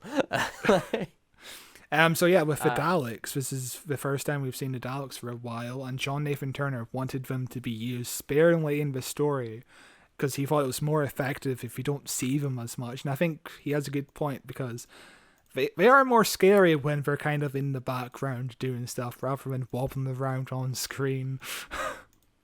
Well, yeah, that's partly down to just the Dalek itself not being a very, like, especially in this era, not a very good model. But, Daleks are always scarier when there's a handful of them or one of them than there is when there's a million of them. Yeah. It's always scarier when there's one Dalek that you can't stop than it is when there's 1,000 Daleks that you can walk up and punch in the face, One of the scariest moments of Daleks is actually what we're going to cover very soon, and it's the end of Series 1, when they're in the space station, and there's a group of people, there's like a group of maybe like 50 people, and they're listening to the Dalek going up at different levels, and the Dalek is slowly approaching them. And they're just terrified because there's no escaping the Daleks. That's like one of the scariest scenes, and it's just the anticipation that a Dalek will come through this floor at any point. Daleks are scary, but they're used a bit too much in Modern Who to be too scary, in my opinion. Yeah, they're definitely a machine with technology beyond our capability that's hell-bent on killing everything is a terrifying concept. It is pure overexposure that's made them weaker and weaker and weaker with every reappearance that they have. And in this episode, there's definitely infinite potential for a scary Dalek. Yeah, this episode were maybe a little bit less scary because they're actually fitted with new wheels in this story. They're fitted with 3-point wheels, like a wheelbarrow. This means they can move around the ground much more easier, because before they would have to lay down like a bit of like board for them to roll over. And, in wide shots, those boards would be extremely obvious, so we would have to shoot in extreme close-ups. But with these new wheels, they can shoot them however they want, except it comes with a condition that the Daleks keep on wobbling around with cobbles. They are wobbly Daleks. They're nervous. They're just nervous. And also very drunk, apparently. Yeah. But like the action scenes continue as they start firing into the Dalek and stuff like that. And there's one effect I actually want to highlight because I was very impressed. But it's a subtle little thing as well. When the Dalek shoots at Bacon Guy when he's inside the car, like on the phone for help, the window of the car smashes from the laser beam going through it, and then all the barrels behind the car explode, which is such a nice little, like, you could just have the laser go through and like the windows are down, like it's fine, you don't need to have the glass smash, but having the glass actually smash is such a little eye for detail that I really appreciate, and adds to the timing of everything. It makes the timing of everything infinitely harder as well, because now you have to make sure that the glass smashes and the barrels explode an appropriate rate from each other. So like it's glass smash, barrel explode. If the barrels explode before the glass smash, you're doomed. If the glass smashes and then the barrels explode too quickly, you're doomed as well. Like it's a logistics issue, and the fact they pulled it off is very, very good, very good. And yeah, that's one thing we'll talk about a lot in this episode. That's like the best part of the episode. All of the fucking explosions, like you can feel every impact. There are so many great explosions in this story. And it's incredible just how many explosions there are. Like, yeah, they don't stop, especially in this scene where it's just constant gunfire, and like it cuts to the Dalek that's getting shot, and there's just like all the pyro effects possible going off around this Dalek as it's getting bombarded with bullets. And then it's firing at people, and there's like it's a very action heavy section of this episode, especially which when it comes to Classic Who, I'm like on, because Classic Who really loves leaning into the action elements more so than anything, and they get a bit just the way that Classic Who shoot stuff, they're not the most engaging to watch, but watching an explosion, if it's well done, can be a lot of fun, which in this episode thankfully it is. Like throughout the Sylvester McCoy era, the explosions are pretty fucking spectacular. There's a famous gif of Sylvester McCoy walking away from an explosion that's almost way too close to him, and he's just walking it off like a boss. He's not flinching or anything. It's incredible just how many explosions there are, and it's like one of the cheapest special effects to do, because all you have to do is basically just explode stuff. It's easy enough, but yeah, it's impressive still. I really like all the explosions. I like things when they go boom. I mean, they had to get the explosions right in Sylvester McCoy's era, because I mean they have a whole character where her thing is like, I like to hide bombs. Like if you've got a character that loves bombs and your explosions look crap, you're screwed. You're screwed. Yeah, this is where we first get a reveal of the Dalek, and his skirt is on fire. This entire scene. Yes, it is. Yeah. I don't know if it's intentional or... I don't imagine it's intentional. I imagine it caught fire as it was driving out of the flames that engulfed it, because it's not like something that calls attention to itself. Yeah. It's not like a dramatic bit to be on fire. It's like, oh, you drove too... Like, that fire was bigger than you thought it was going to be, and now you are cooking in there. Thankfully, it doesn't seem to spread, but like... you know, that's potential disaster. That's what I'm wondering, if they tried to control it, or if they just quickly shot out this scene just before anything could go bad. And then went in with fire extinguishers, because like that would be what a death that would, like, terrifying death that would be. The man inside is probably shitting himself. Maybe he doesn't even know about the fire, because obviously his I doubt it. There's so many other explosions going around. To be fair, I would be surprised if they had someone in there with all the pyro stuff going off. Like you could just have the Dalek be like empty and just have all the, like, there's enough explosions going off that you don't really need the Dalek to be moving around so much to like you can leave an empty shell, and that way you don't risk exploding a man. but the Dalek is still moving around as he's on fire, Phil. So a man must be still when inside. He's on fire, there's someone definitely in there. Definitely. When he's coming out of the flames, like that's somebody in there sweating. That's crazy, Phil. But and the Doctor's like, "Don't you recognize your mortal enemy?" Which the Dalek doesn't. And he takes the bombs off Ace and blows up the Dalek in a very big explosion. That's slightly awkwardly timed when they blow up the Dalek. Like, Sylvester McCoy drops to the ground like a second too early for the explosion to go off. And it leaves a slightly awkward beat, but it works well enough. Yeah, there's definitely something a little off in the editing, but again, it's a great explosion. I just love watching explosions in this era. Then everyone's like, phew, the Dalek's dead. We've got to investigate this thing while the Doctor and that run back off into the car. There's a really, really great bit of both editing and scripting here where the science lady goes up to the Dalek and she's like, oh, there was like this green thing inside. What even is this? And then it cuts to the Doctor inside the car going, oh, it's a Dalek. Explaining the thing to Ace what it is, not explaining it to the lady. But then we get the question asked and answered for us, the audience, in 2 separate scenes. It's a very, very good piece of structure that's very rare to see in classic Who. I loved it. It was very good. I was like, oh, one thanks. thing I like about the 80s Doctor Who is whenever we have a Dalek episode, they make sure to make the Daleks as disgusting as possible. Like, all of the green slime is just so disgusting. When was the last time you've seen a disgusting Dalek?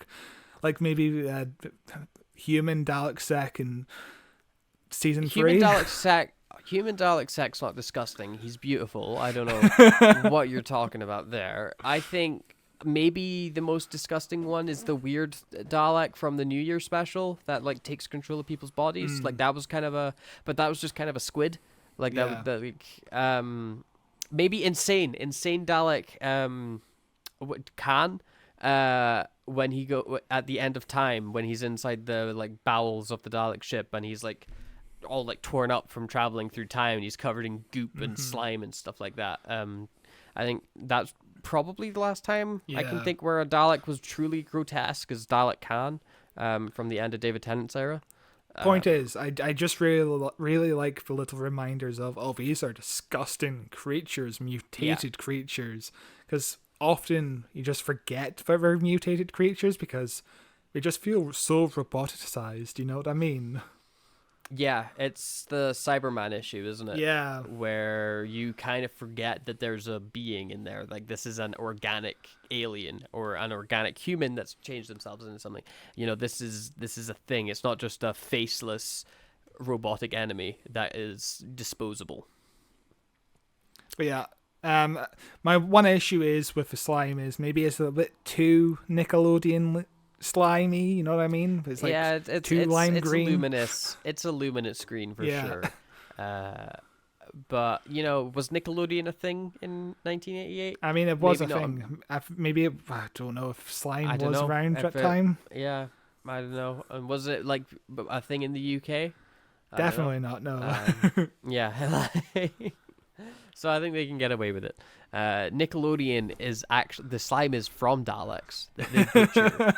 They butchered so many Daleks to produce that slime. It's a travesty. The episode continues as I hit my microphone and start the sentence again. The episode continues as the Doctor goes on to explain exactly what Daleks are, if this is your first time ever watching Doctor Who, or if you've never seen or heard of the Daleks before, and you're like Ace, which is very helpful. Love a good bit of exposition. It fits quite well in here. It's always the benefit of having a new companion that's never seen a Dalek, because you can be like, aha, new companion, this is what a Dalek is. And explain it for everybody back at home. That's also, there's some fun little bits of is. banter here, because obviously Ace is driving around. She's not really sure where she's going, and the Doctor keeps on giving her directions, like left here. And yes, and it was great. And Ace was like, it was left here? What do you mean? No, left here. Yeah. And she's like, right, I get what you're saying. He's like, no, not right, left. She's like, what? So John Nathan Turner actually directed this scene because the actual director was away directing other stuff for episode 2. So John Nathan Turner, the producer, was directing this scene. I wonder if that's still allowed today, if Russell T Davies could step in and direct a scene or two. I wonder if that would be allowed. I don't know how that would go with the unions. Yeah. I feel like that would have to be a discussion beforehand with the specific director of I'm gonna bring you in and you're gonna direct these scenes, but I'm gonna take over this scene, but just for scheduling reasons. I feel like it would need to be something negotiated and put down on paper, rather than just something like, I'm just gonna step in and take over, because then you're treading on the shoes of somebody else's job. Also, you know, the thing about this scene is they're actually driving this van, which is something you don't see too often. Usually it's just blue screen in the background, but they're actually driving it, which is so rare to see. It's so weird. It is, and it's nice though. It adds like a an element of realism. Although like you hardly ever see it because it's so hard to do properly. Like, what if you hit a traffic light? What if like you run over somebody? What if like there's a car crash? There's like 1,000 things that could go wrong. What if somebody just starts yelling, or like something like unexpected happens, like a fire engine drives by or something like that? Then the whole scene's ruined. You have to start again. It's a lot easier to just do it with a green screen. Exactly. Yeah. But it's extremely obvious. Like, if you watch the movie Psycho, it's so obvious. But the actress is driving a fake car, and she's just doing the thing where she's just turning the wheels around. You know what I mean? When we're turning the wheel, and it's just constant movement where usually we just drive straight. We don't just move the wheel. Consistent micro adjustments. Like you got to make sure this car is perfectly straight. Like, or in movies where people are having a conversation in the car, they never keep just their eye turn away on the road. They just look away. Yeah. But the doctor gets so pissed off with what Ace is doing because she's going the wrong way, and she's like, "Oh, let me take over," and then they swap seats magically. They do, and a very like. It's a fun joke. Like they swap seats magically, and Ace is even seen like she like drops down into her seat, and she's like, "Wait, what happened? How did I get here?" Which is funny. Like, it's a fun bit of absurdism, but it's also like, what happened? Like, but I'm more than willing to just be like, haha, fun absurdist joke. Yeah, the book even reveals it's totally magic. Like, the Doctor is a magical creature in this episode. Like, there's a point in the book where it's like, oh yeah, Ace is thinking, what? How the hell did I suddenly get in this seat? Well, we do know that the Doctor can move faster. Mm-hmm. She's like the Doctor can be the Flash, as discovered in Flux when the Doctor taps in. To what's it called in Flash? The time stream or something like that. Yeah, because the Doctor allows fast movement. Because the Doctor and Yaz and Dan were on the planet Time, and they were in front of people who oversee time, which is a thing in Doctor Who universe. It's never going to be brought up again, but you know, and they were frozen in time. I think is what happened. They were like standing on these pillars that like made them like freeze and whatever. And then the Doctor broke and Yaz free was up from there. Yaz was up there, and she was going to get killed by Swarm. He was like, "When I click my fingers, everybody dies." And like he clicked his finger, but by the time his fingers were clicked, the Doctor had magicked herself into rescuing Yaz. And Dan and stuff, and they like, I don't remember what happened next, like they teleport or something. But yeah, what a fantastic I love Flux. Flux is such a disaster. I love it. I've seen it twice. I'm going to be seeing it a third time, like sooner than later. Why? What a mess. Because I'm watching through Modern Who at the moment. Yeah, okay. So eventually I will get back into the Jodie era, and I'll be watching Flux again. Yeah, we were just talking about how the Peter Davison Dalek story tries to introduce too many plot points in a short space of time, and Flux was the same problem, except it was over the course of 6 episodes, and every episode had a new plot point, and they all resolved really badly. Like, remember when the Doctor met her mum, and her mum died, and then she was like, "Oh well." Yeah, her mum had a pet ood. Yeah. Remember when there was that guy from the Victorian times who was time traveling through all those tunnels for like no reason? He was just doing, and that it didn't do anything or lead to anything. Remember when Jacob Anderson was there and he did nothing? Yeah, but he was on the Starship Rose. That's a reference. Do you remember when No. That one lady was like sent back in time by the Weeping Angels, and we all thought there was like a time loop thing happening, but it turns out there wasn't a time loop thing happening, and it was just like this weirdly presented piece of information. Flux was such a weird season. We went in with so much confidence, and then it all fell apart. It was not good. It was not good.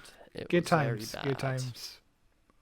Yes. But the episode continues as weird army guy that was hitting on Ace goes back to base, and he is like introducing his commander to dude that's definitely not evil, don't worry, in a suit. Don't worry too much about him. And then we cut off to the two ladies that are also working here, and they're talking about how strange and weird the Doctor is and how strange the Daleks are. And, there's actually an extended. Firstly, Rachel says the word Dalek, and this bothered the writer Ben, because there's an earlier scene where the Doctor tells Mike that for Daleks in the original script, but it was rewritten, and due to time constraints, Ben Aronovich didn't have time to notice that it creates a plot hole until the edit, that nobody introduced this team of people to the concept of the Daleks, or give them the name of the Daleks.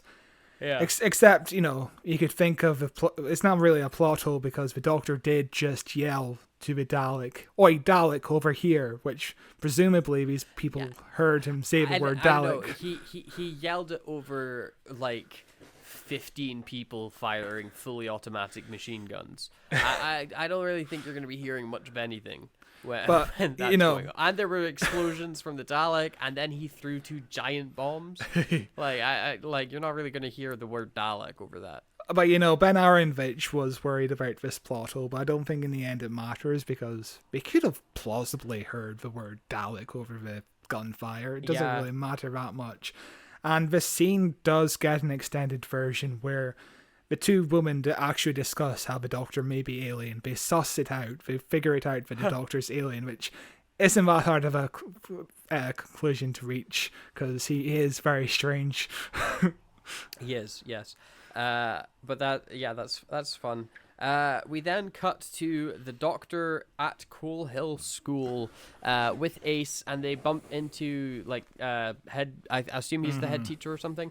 And he's like, also, are you here for the? Also, the little Hitler. girl. He's also Hitler. And also, the little girl is still watching them wander around. Yes. But yeah, they do meet the headmaster. He's a popular character actor who was. His name is Michael Sheard, who was on Grange Hill for 4 seasons. And he had appeared in 5 Doctor Who stories before this. He played Adolf Hitler 5 times in his career, including in The Tomorrow People, which was a Doctor Who ripoff, and Indiana Jones in The Last Crusade, which has been popping up on Twitter quite a bit recently. We've seen where, was it Hitler who signs the autograph? Yes. Very funny scene. Very funny scene. And he also gets force choked by Darth Vader in The Empire Strikes Back. So this guy is he's been around the sci-fi circuit. Yeah. That's pretty cool. But he's like, "Are you here for the caretaker position?" Ha ha ha. A reference to The Future with Peter Capaldi, which is kind of fun, where Capaldi does end up becoming the caretaker. Yeah, he wouldn't be caretaker for another 51 years. Jesus. Which is fun. The Doctor's like, "No, I'm not here for that. I'm just here to have a wee nosy around. There's been some weird evil goings on." At first, the head teacher is really hesitant about this, but then he gets a little buzzing in his ear where the worm that lives in his brain tells him it's okay, let them have a look around, it's pretty cool. And the Doctor's pretty creeped out by this, and he's like, "All right, well, let's just go away. Ace, let's not question this too much, and let's go." Could you imagine if you're the head teacher of a school, and it's presumably a Saturday, or actually, I guess it's not a Saturday because the little girl is in school uniform. Yeah. We don't see the kids, but never mind. But yeah. We see, at the start of the episode, a bunch of people run into the gate, and then we never see them again. Yeah. But yeah. And also, one of those kids is wearing jeans at the very start of the episode. He's wearing jeans that were in fashion in the 1980s. This was the kid. He's gonna get beaten up at school by his teachers, because that's how they did punishments back then. So. Yeah. But this kid was actually played by the head army dude in this episode. It was his kid, so that's him in the very first scene of the episode. So that's cool. But going back on topic, but imagine if you were a head teacher at this school and 2 people wander in and they're like, "Oh, can we take a look around because we sense evil in this place?" What would you say to them? But no, please go away. Would you call the authorities? Because I would. If they didn't leave, then yes. If they were like, "No, there's a lot of evil at the school," I'd be like, "You're the ones bringing the evil." Because because I would just assume that they were like religious nuts or something. Yeah. You know. Or they're child predators. Yeah. So religious nuts. They totally got into this school easily. Like, Yeah, I mean, it's the 1960s. They don't care about anything. There's no such thing as like safety or child laws or protections of any kind. Like, crazy. But we then cut back to the not unit guys as they're like, where's the Dalek? Is it safe? And the guy's like, don't worry, it's totally safe. As we cut to not evil guy picking up the Dalek corpse, loading it into the back of a van with a bunch of dudes, and then driving off. And a great bit of health and safety here. Having 4 guys hanging off the back of your van as you're zooming off it's not going to fly. You're going to get pulled over. Also, the tarp that they pull over the Dalek, they don't strap down in any way. That's getting blown off in the first gust of wind. Like, but it's the 1960s. Who cares about health and safety? Yeah, there was no wind in the 1960s as well. Yeah, forget about it. But then we cut to the Doctor and Ace back in the school in a weirdly empty science room. I guess they don't worry about it. I would say I guess it's playtime, but they look out the window into the playground. There's nobody there, so maybe I don't know. Or maybe there's just no science class on right now.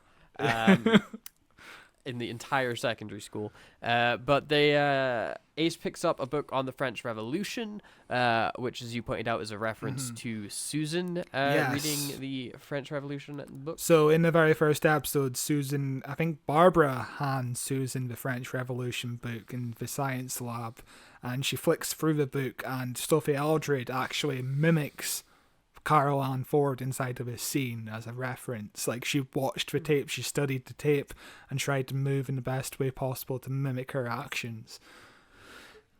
That's fun. I don't quite understand why in a science class you would give someone a book on the French Revolution. I can't remember, but basically the very first episode opens up with, oh, this girl is fucking crazy, but yeah, let's just give her a book because she seems interested in history. And Susan flicks through French Revolution books, and she's like, no, that's not how it happened. What on earth is this on about? I vaguely remember that as well. It's been a while since I watched An Unearthly Child. It's been quite a few years. The first episode is probably like one of the best pilot episodes of TV. It's such a good mystery. I really love the first ever episode. And that reveal of the fucking TARDIS is incredible. And then, boy, does the show hit the brakes. Yeah, the next 3 episodes, let's not talk about that. It'll be very interesting when we cover that story eventually. Yeah, it's all right. It's far from the worst Hartnell story. But the Doctor looks out into the playground and he asks Ace what she sees, and she sees the burn marks. She's like, "It must be some sort of alien craft or something," which leads to a cute moment where the Doctor's like, "Oh, yeah, you're right," and he like gives her a boop on the nose. The very first thing she says is, "Oh, it's a playground." Yeah. Which reminds me of a scene in Curse of Fenric, which we covered last year, where the Doctor and Ace approach a wall inside of a church with writing on it, and he asks her what she notices, and she goes on and on about how it uses like different alphabet from the other writing on the wall, and it uses fewer characters, and that means the writing is probably old. And the Doctor keeps pushing her for more information, and she's completely clueless about what's going on, and the Doctor says, "It wasn't here this morning." Yeah.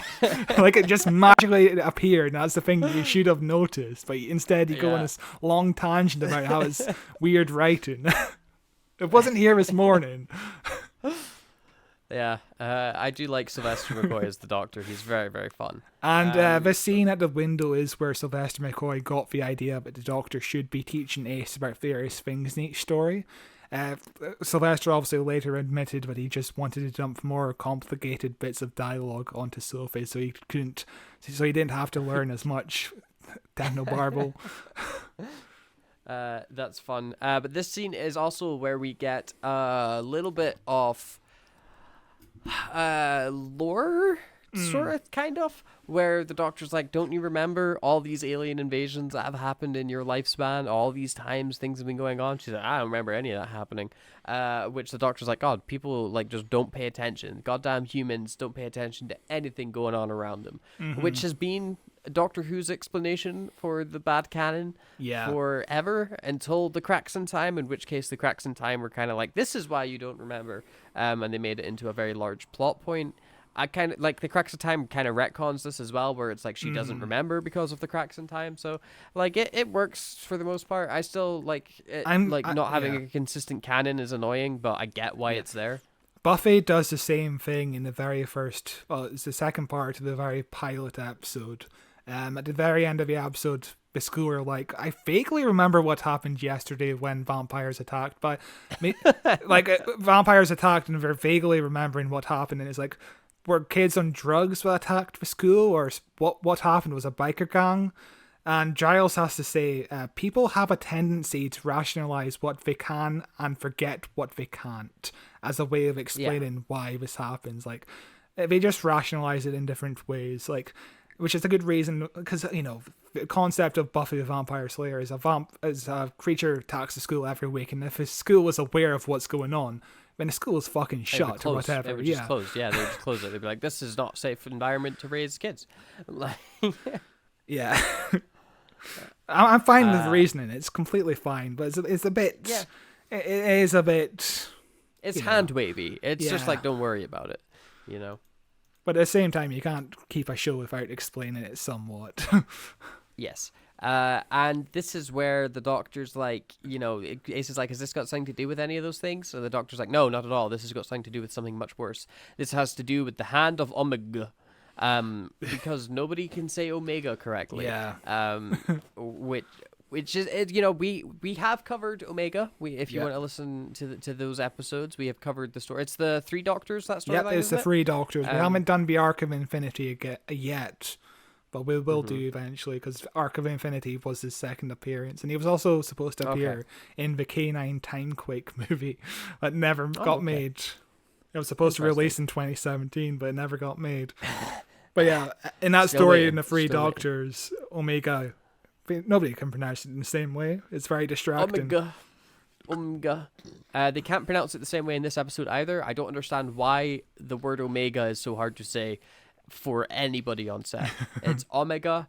Omega. Like, nobody says Omega once. Nobody ever says it correctly. And I don't get that. How does that happen? But still, it's cool that this is like a big lore thing. You know, like Omega's an important character in Doctor Who lore, if you want to call it that. So it's cool that they're coming back yet again for this episode. As we then cut to Guy that's definitely not evil transporting the Dalek corpse into a weird basement and then getting called in by a Dalek voice. Oh gosh, I guess he was working with the Daleks the whole time. Who saw that coming? And the Dalek voice belongs to somebody sitting in an eerily suspicious looking, or eerily similar looking Dalek body with a human top half of the body. And this would, like, I would think maybe this is Davros or something, but of course it couldn't be Davros. I'm sure he's dead. And he's got, like, this guy's got, like, a weird, like, biker helmet on with, like, a big Dalek eye, so clearly that's not Davros. Like, this is somebody new, definitely. Interesting. Do you think so? It's a goofy-looking helmet, isn't it? I have stuff to say about this scene, but I can't say it because I don't want to spoil it for anyone who hasn't seen the last two parts of his story. I want to keep it spoiler free. And I've got text highlighted in pink as a way to stop myself from saying a spoiler on my notes. So I'm looking forward to that next week. It's very strange. But then the Doctor and Ace continue exploring through the school, and they go like, let's go to the basement. And there's a great line here where Ace is like, why? And the Doctor's like, basements are a very good place to keep things. It's like, that's a great Doctor line, you know? The way he says it is very peculiar. He's like, good place to put things. Cellars. Yeah. But he's not wrong. They are very good places to keep things. Do you have a cellar? I do. I have two basements. You fancy boy. I live in a very big house.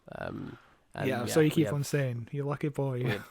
We have two cellars. How many rooms does your house have, by the way? Rooms? Like, are we counting bathrooms and are we counting bathrooms as well? I guess rooms in the name. Okay. Yes. 1, 2, 3.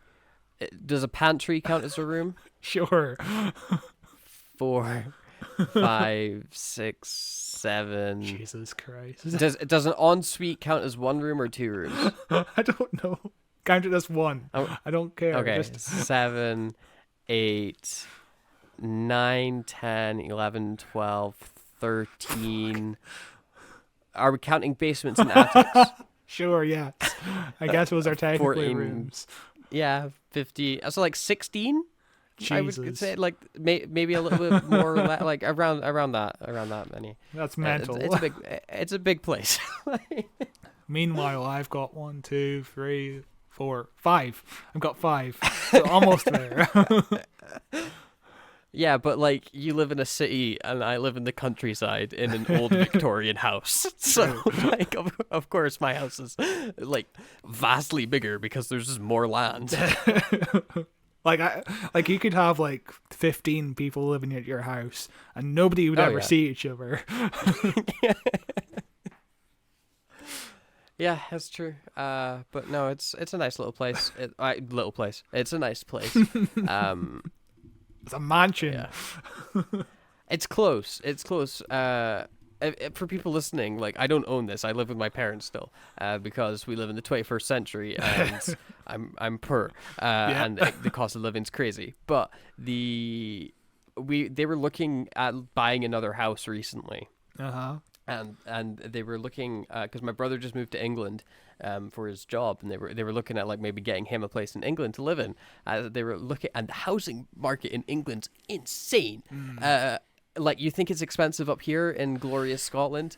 Oh boy, are you wrong. My brother has moved into a shared flat with 6 strangers, so he's renting out a room basically, and he is paying £600 a month. Fuck. Everybody in that flat is paying £600 a month to live there. The house that we are in right now, which is worth a couple $100,000 here in Scotland, is worth well over $1 million if it was in England.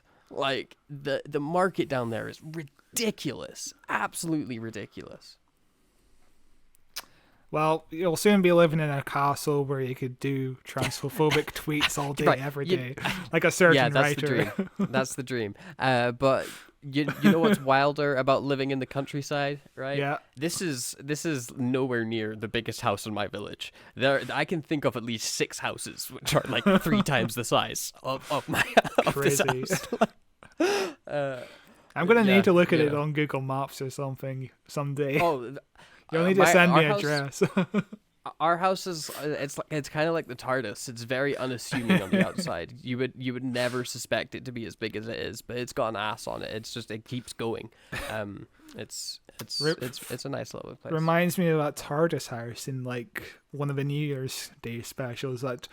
Remember the TARDIS house? It was a house in the exterior and it was a house in the interior, and fucking Jodie Whittaker blew it up with several Daleks inside of it. Oh, yeah. Instead of giving it to Dan like a year later. Poor homeless Dan. But anyway, the episode continues as the Doctor finds this transporter tool, and we get a cool effect where he activates it. So we see the inside like of a Dalek, and we see like all of its organs working with the silhouetted off the outside container around it, which is a cool kind of grotesque looking thing. Rather than just seeing the squid inside, we're seeing all of the working parts going around it. And then like he causes the machine to like malfunction and kill the Dalek that it was transporting. But the way that he explains it makes no sense to me. Yeah, I don't get it either, because he's like, I made the interior of a Dalek come to us, and the exterior. And then I made the exterior join the same place as the interior, and I'm like, so you put the places where they should be? that they should be in the same place, right? Yeah. I don't understand what he's saying. Whatever he does, it causes the machine to break. He persuaded one half of the Dalek to materialize, whilst the other half was materializing, and the two halves tried to exist at the same point. But that they should always be existing at the same point because it's the same Dalek. But either way, it is a fucking cool effect to just see inside of the Dalek. It's the first time, and I think it's the last time we ever did like a full, basically like an X-ray of a Dalek. It's really cool and grotesque. Again, I just love the grotesque nature of the Daleks in this episode. Yeah, it is. They really explore them in a way that we've not really seen before, which is funky. But they kill the Dalek and then they shut off the machine, and Ace is like, cool, so is that machine broken forever now? And the Doctor's like, nah, they usually keep someone around to come and fix it if things go wrong. And Ace is like, if they keep someone around, isn't that person a Dalek? And the Doctor's like, oh, shit. It was conveniently just off in the other corner of the basement. Yeah, the Dalek was just waiting for them to figure it out. Because then it shows up immediately as they go running up the stairs. Ace makes it out, but then Hitler, standing at the stairs, kind of like punches her in the gut or something and causes her to fall on the floor as he shuts the door, trapping the Doctor. And the Doctor tripped on the stairs climbing up, and he like scrambles back up to the top of the stairs, but phew, he's at the top of the stairs, there's no way a Dalek can get him from up here, he's safe. Oh no, the Dalek's got a jetpack as it starts to fly, and we see this glowing aura beneath it as it levitates off the ground. The aura of it glowing is dated, but it does help a lot in actually showing that the Dalek is floating because they're in the basement. The lighting is really dark, and it holds up mostly for the part, and it's very the soundtrack here is like fantastic. Yeah, I love the soundtrack in this episode. I am glad they chose to do a physical effect rather than like a green screen effect, because that would be terrible. It'd be so like a JPEG of a Dalek. So basically just use a small rail mounted trolley, and we used it to levitate the empty shell, and it looks pretty solid. It's obviously shaking around a little bit, it's a bit slow, but for the first time they're doing the effect of a Dalek flying. It's pretty convincing. They originally wanted a Dalek to fly in the last story, Revelation of the Daleks, but Davros wound up flying instead, and technically you could say the Dalek have previously flown, because there's a scene in The Chase where there's a Dalek who's like sunk by a quicksand, and you can see the Dalek kind of getting out of the quicksand by levitating, but it's not really the same. And later on in the episode, there's multiple Daleks on the Mary Celeste, and they're on different levels of a ship, so it's presumed that they can fly, because obviously they're on different levels, and how did we get up there? And even in the second Dalek movie we just covered, we saw Daleks on top of a stairway, so we could always presume that they flew. But because they fly now. But the book suggests this is the first time the Doctor actually sees them fly, which is bizarre to me. Because in the book, the Doctor is like, oh, that's how they do it. Which is really strange. The Doctor has never seen a Dalek fly before, and I wonder if Big Finish keeps that up. I have no idea. I doubt it. But you never know. And also, Sylvester McCoy says that he heard that Terry Nation apparently didn't like the fact that the Daleks fly now, which is bizarre because the whole reason they fly is to stop it from being a joke, because the old joke is that the Daleks can't fly upstairs, so you could just run upstairs and they're defeated by stairs. They're stuck. Yeah. I think the universe's greatest killing machine defeated by a flight of stairs. But iconic cliffhanger. It still holds up pretty well today, even though we've seen Daleks fly since. We've seen Daleks fly, and it's also another cliffhanger where it's like the Doctor's gonna die. But it holds up pretty well. I like it. The soundtrack does a lot of heavy lifting. It's banging. But yeah, that is the end of episode 1. So, without much further ado, let us jump into episode 2. It rhymed again. God damn it. Can I help you? A mug of tea, please. Cold night tonight. Yes, it is. Bitter, very bitter. Where's Harry? Visiting his missus. She's in hospital. Of course. Little bit twins. Your tea. Sugar? Ah, a decision. Would it make any difference? Would make your tea sweet? Yes, but beyond the confines of my taste buds, would it make any difference? Not really. But Yeah? what if I could control people's taste buds? What if I decided that no one would take sugar? That'd make a difference to those who sell the sugar and those who cut the cane. My father, he was a cane cutter. Exactly. Now, if no one had used sugar, your father would have been a cane cutter. If this sugar thing had never started, my great-grandfather wouldn't have been kidnapped, chained up, and sold in Kingston in the first place. I'd be an African. See? Every great decision creates ripples. Like a huge boulder dropped in a lake. The ripples merge, rebound off the banks in unforeseeable ways. The heavier the decision, the larger the waves, the more uncertain the consequences. Life's like that. Best thing is just to get on with it. The episode continues as we pick up where we left off last time. Or I say the episode continues. The episode begins where we picked up from last time. Pardon my absolute nonsense and speaking. It's okay. I forgive you. I'm used to having to forgive you for that. With the Doctor running away from a Dalek as it flies up the stairs, and Ace being punched in the gut and collapsing to the ground.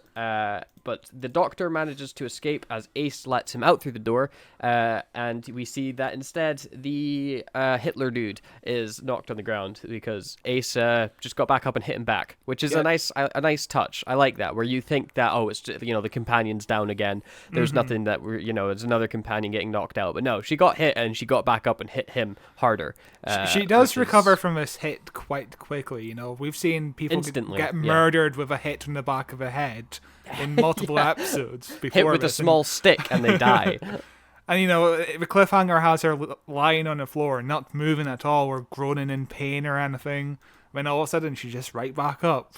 It's interesting. She must be a superhero of some sort. But the Doctor and that go running out, and there just so happens to be a person selling RPGs out the back of their truck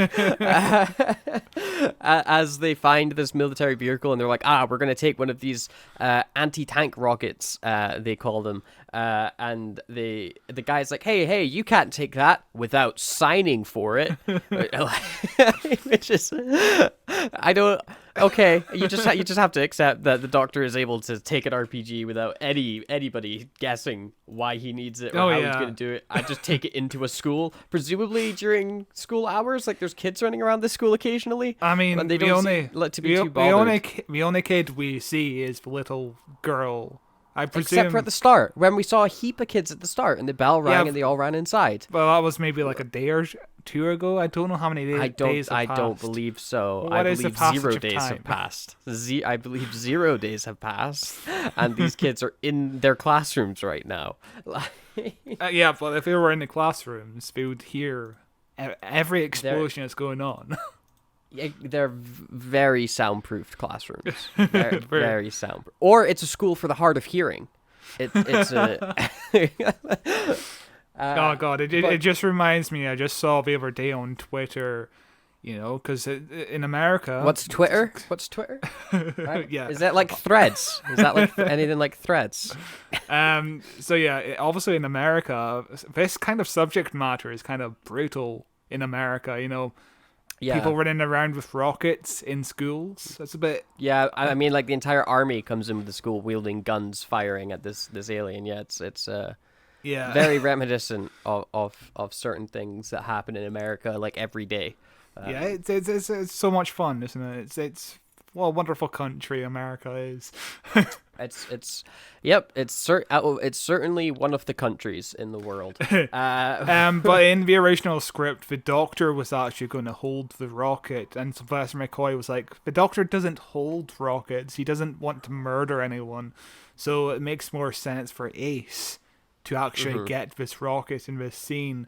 And Sophie Aldred had to get training to do this stunt, and obviously when she uses it in a couple of minutes against the Dalek, she obviously didn't fire the explosive to kill the Dalek, but there was something that shot out to the front of the rocket, and what they didn't take into account was that the blast came from the back of the rocket too. So if you look closely at the wall behind her, there's a scorch mark, which is amazing. Yeah, she could have almost died. So yeah, that's brilliant. That is brilliant. It's I love the health and safety of the 80s. They were so on top of everything. There is an actual story where Sophie Aldred almost dies, and you can see the footage, and Sylvester McCoy has to step in and help save her. It's really scary. Jesus. But the not unit guys eventually come in as they fire the rocket at the thing. There's a small action scene, and the Dalek gets killed, and we get a good look at this Dalek, and I really like it. It's like a white and gold Dalek, and it's not a design that I think we've ever seen repeated with the Daleks, and I think we should, because I think they look pretty damn cool. It reminds me of the Power Ranger Daleks that we got in that one episode of Doctor Who, but and what else will remind you of the Power Ranger Daleks is in the original script it was supposed to be like a fraction of I think it was blue Daleks versus a faction of red Daleks. So instead, in the final version, it's like white and gold versus grey. So that's what it changed. I prefer the original version because it's more clear. Well, yeah, it's also a reference to the hit web series Red versus Blue, the Halo Machinima. Yeah, I'm sure that's what Ben. A direct inspiration of this episode of Doctor Who. But they inspect the blown up Dalek, and they're convinced that yes, okay, I guess these Daleks are actually aliens, and we're gonna have to trust the Doctor and believe you. But the Doctor is not really answering any questions they've got, and he leaves the Ace to be with them. Which they're like, Ace, what did the Doctor mean when he said you've not been born yet? How does that make sense? What's going on? And she gives this very coy smile where she's like, ha ha ha ha ha. Boy, do I have something to tell you. And then also in this scene, the Doctor's like, why? I'm just going to leave Ace with you people because I don't want her following me, which kind of leads to the distrust of the Doctor and Ace in this episode as well, because it's a big thing that comes later on next season. But instead, Mike is like, yeah, my mum runs a boarding house. You can stay with her for a bit. And this is... where some interesting things happen in this boarding house we'll get into. Yes, but before that happens, we cut to a very, very good scene where the Doctor is just a bit sleepy, and he feels like going to a cafe and getting a cup of tea. And he goes into the same cafe that Ace got her bacon baps from, or whatever it was she got. And the guy comes out, and they have tea, and they start talking about sugar and just the history of sugar, and the guy who is a black man is like, well, if people didn't decide to make sugar, my great-grandfather would have never been kidnapped and thrown into slavery, and I wouldn't be in the UK today. I would be living in Africa.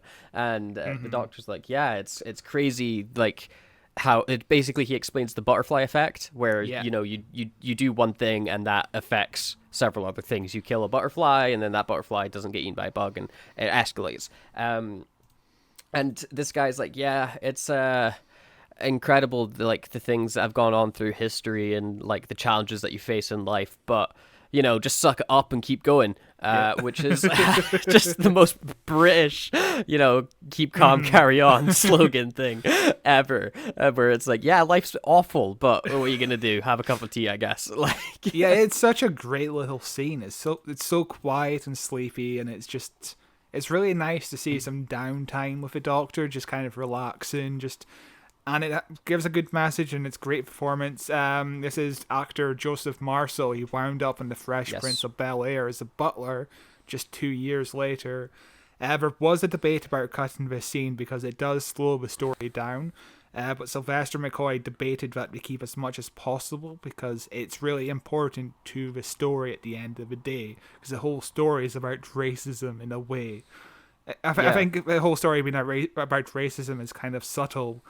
And you do need little scenes like this to just remind the audience that, yeah, this is an actual theme. This is the Daleks. We're all about fascism. And you need to be reminded. And it does it subtly. And it's really nice. The scene did get trimmed down in the edit, however. The final version is on the DVD. The school, in a extended scene, the schoolgirl peers through the window of the cafe at the doctor. And the doctor leaves a coin from 1991. And the butler from the Fresh Prince is like, what the hell's going on here? What a silly man.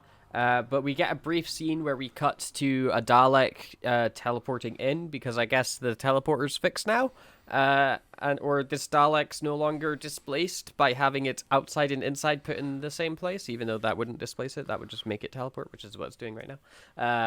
But don't worry about that. That's a problem for later on. As we cut to a funeral home with a very Welsh man. He's got a very thick accent.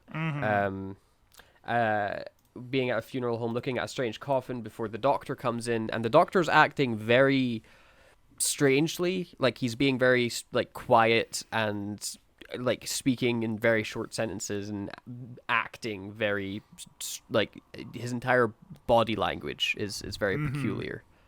As he's approaching this thing, and he's like, "Can I have some alone time with the coffin? My name's the doctor," and stuff like that. And we cut back to the Welsh guy who's on the phone with his boss, and he's like, "I thought you said the doctor was an old man." Of course, hinting back to Mr. Wilhelm Hartnell, because this is a sequel to The Unearthly Child, which is very, very cool. It is really cool, but this is a sequel episode. This sets place just a few days after the very first episode. I really love that touch. And I love how we don't really know what the Doctor is doing here. Like, this adds so much more mystery into the character of the Doctor that we really don't see too often. Yeah, it also, I think, helps connect William Hartnell's era to the mythology of Doctor Who, because quite often he feels so disconnected, because there's no Time Lords. There's like, he's not even properly established as being an alien yet. They're really kind of vague about exactly who William Hartnell is when he's the Doctor. And this just is a really good way of retroactively being like, oh yeah, no, he was doing some Time Lord shenanigans on Earth. That's what he was like hanging out here for, This he episode wasn't is just vibing. This episode is full of great little retcons like this. The whole reason why the Doctor is on Earth is revealed because he was carrying the hand of Omega and he was trying to keep it hidden. Yeah, it's very, very good. And he opens up the coffin, or gets it to open up because it can like move by itself. And he drops Ace's baseball bat inside, as we then cut to Ace, who's just waking up. And she's got like a dressing gown on, and her hair's all down and long, which is very strange seeing Sophie Aldred's hair down and long. I'm not used to it. I like in my head her hair is like always tied up in a way, and she's like no hair at all, very short. But no, she's got extremely long hair. Yeah, she does. In the audio commentary, Sophie Aldred is like, I have great hair in this scene because I don't often have my hair on display in the show because it's all what is it called? Braided? Sure. Is that the term for it when it's all braided?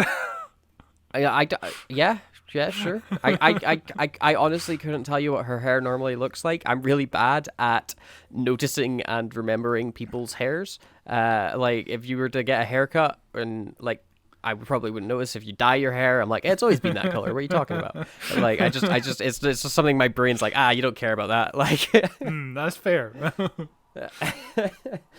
But we cut back to the Doctor. Well, actually, in the scene with Ace, she briefly meets the dude guy who was flirting with her inside the cafe, and she's like, "Where are you going?" He's like, "I work with these mysterious people that aren't yet unit. Don't worry about them. Bye." And he leaves. More on him later as we cut back to the Doctor. In the book, this scene is actually way more flirty. Like, It's in Ace's bedroom, and Mike comes along with like bacon rolls, and she's concerned about dripping the melted butter onto the bed sheets. Like it gets way more flirty inside of the book. Oh, wow. But we cut back to the doctor in the funeral parlor, who is about to leave, but he instructs the coffin to come with him. And the coffin starts floating, and there's a really good 3D model of this coffin, I think, as we see it like rotate round and fly out of the room. I think that effect holds up pretty well. The second effect after holds up well less, but still decent for the time, where the doctor walks past the funeral home director dude on the phone, and that guy's like, "Hey, but what about the coffin?" And then the coffin flies past him, and it's very clearly a 2D picture. Oh yeah. But they time it out well, and you know, for the budget and the time of this episode, like it's like, yeah, if you're watching this on a small, like, you know, 20-inch CRT television, you're not going to notice really that it's a 2D image. You're going to be like, it looks pretty good. Like, one thing I'm not sure about the CGI is if this is the 2003 DVD, like a remaster for the I'm not sure if they updated the effects on DVD, because obviously there's like a 15-year difference, so it's much easier to do with CGI. And I looked everywhere for like the original version of this episode to see if they updated the CGI at all, and I couldn't find anything. So, if anybody knows if this is the original effects that was in the original broadcast version of the episode, then tell me, because I'm really fascinated, because it does look really solid for 1988. Even for 2003, it looks solid. It looks pretty impressive. Yeah, no, it holds up. It holds up very well. We then cut to a guy who I don't know who it possibly could be. Is it the Master? Is it Cyberman? I don't know. It's this dude sitting in a Dalek body, but with like a human top half, but we don't see his face, so I have no idea who it possibly could be. And he's talking about the hand of Mga, with the guy that definitely wasn't evil from the last episode. And they're not really talking about much. It's basically like, our evil plan must continue. Ha ha ha. You know, it's just some classic villain stuff to fill in a scene before we're not just with the Doctor the entire time. It is a nice little reminder of just what the stakes are in this episode. Who's the villain? What's going on? Because, you know, it's been a whole week since the last episode, and maybe somebody missed it. So it's important to just reveal everything to the audience, just in case we missed some parts. Yeah. We then cut to the Doctor walking down through a graveyard with a blind priest, which is a very nice touch that the priest is blind, so he can't tell that Sylvester McCoy is not William Hartnell, and he can't tell that the gravestone is floating. It's such a nice little detail to explain away how the Doctor is getting away with this. As we see the gravestone he does recognize that the voice has changed. Yeah, he's like, your voice has changed a bit. That's a bit strange, but he doesn't think too much about it. Yeah, and the Doctor's like, oh yeah, my voice has changed many times, and we hear a little bit of the Doctor Who theme song. The CG model of the coffin again looks very good. There's like a little put in a little shadow underneath to follow along, which helps give some depth to it. I would imagine that shadow, like, this must be from the DVD. I can't see them using sticking in shadows and stuff in the original broadcast. But maybe if it did, I don't know. It's hard to tell. It could be. Because if we go back to the special effect of Little Man in the Box in Terror of the Autons, they spent ages trying to figure out that special effect, and they realized like very late on in the day that the shadow would make it more realistic, so they added a little shadow. So maybe we did realize that we needed a shadow. It wouldn't be hard to do a shadow if you're doing. And also, the special effect is achieved by filming 2 bits separately. So they did actually have a bunch of people carrying the coffin in one shot, and they kind of like use the special effect over it. So it's sourced off of something. So it does look, and the 3D effect of it moving around does look decent enough. Yeah, it's pretty decent. No, I was pleasantly impressed by it as they lower it into the ground. And we then cut back to the evil guy who's like, you've got to do some evil stuff right now, as he's like on the phone to somebody. And we then cut to Hitler getting his brain like possessed or whatever the hell's wrong with him. And he's hunting down the guy that Ace has been flirting with, and the soundtrack kicks in at this bit, and it's banging. It's a fantastic soundtrack.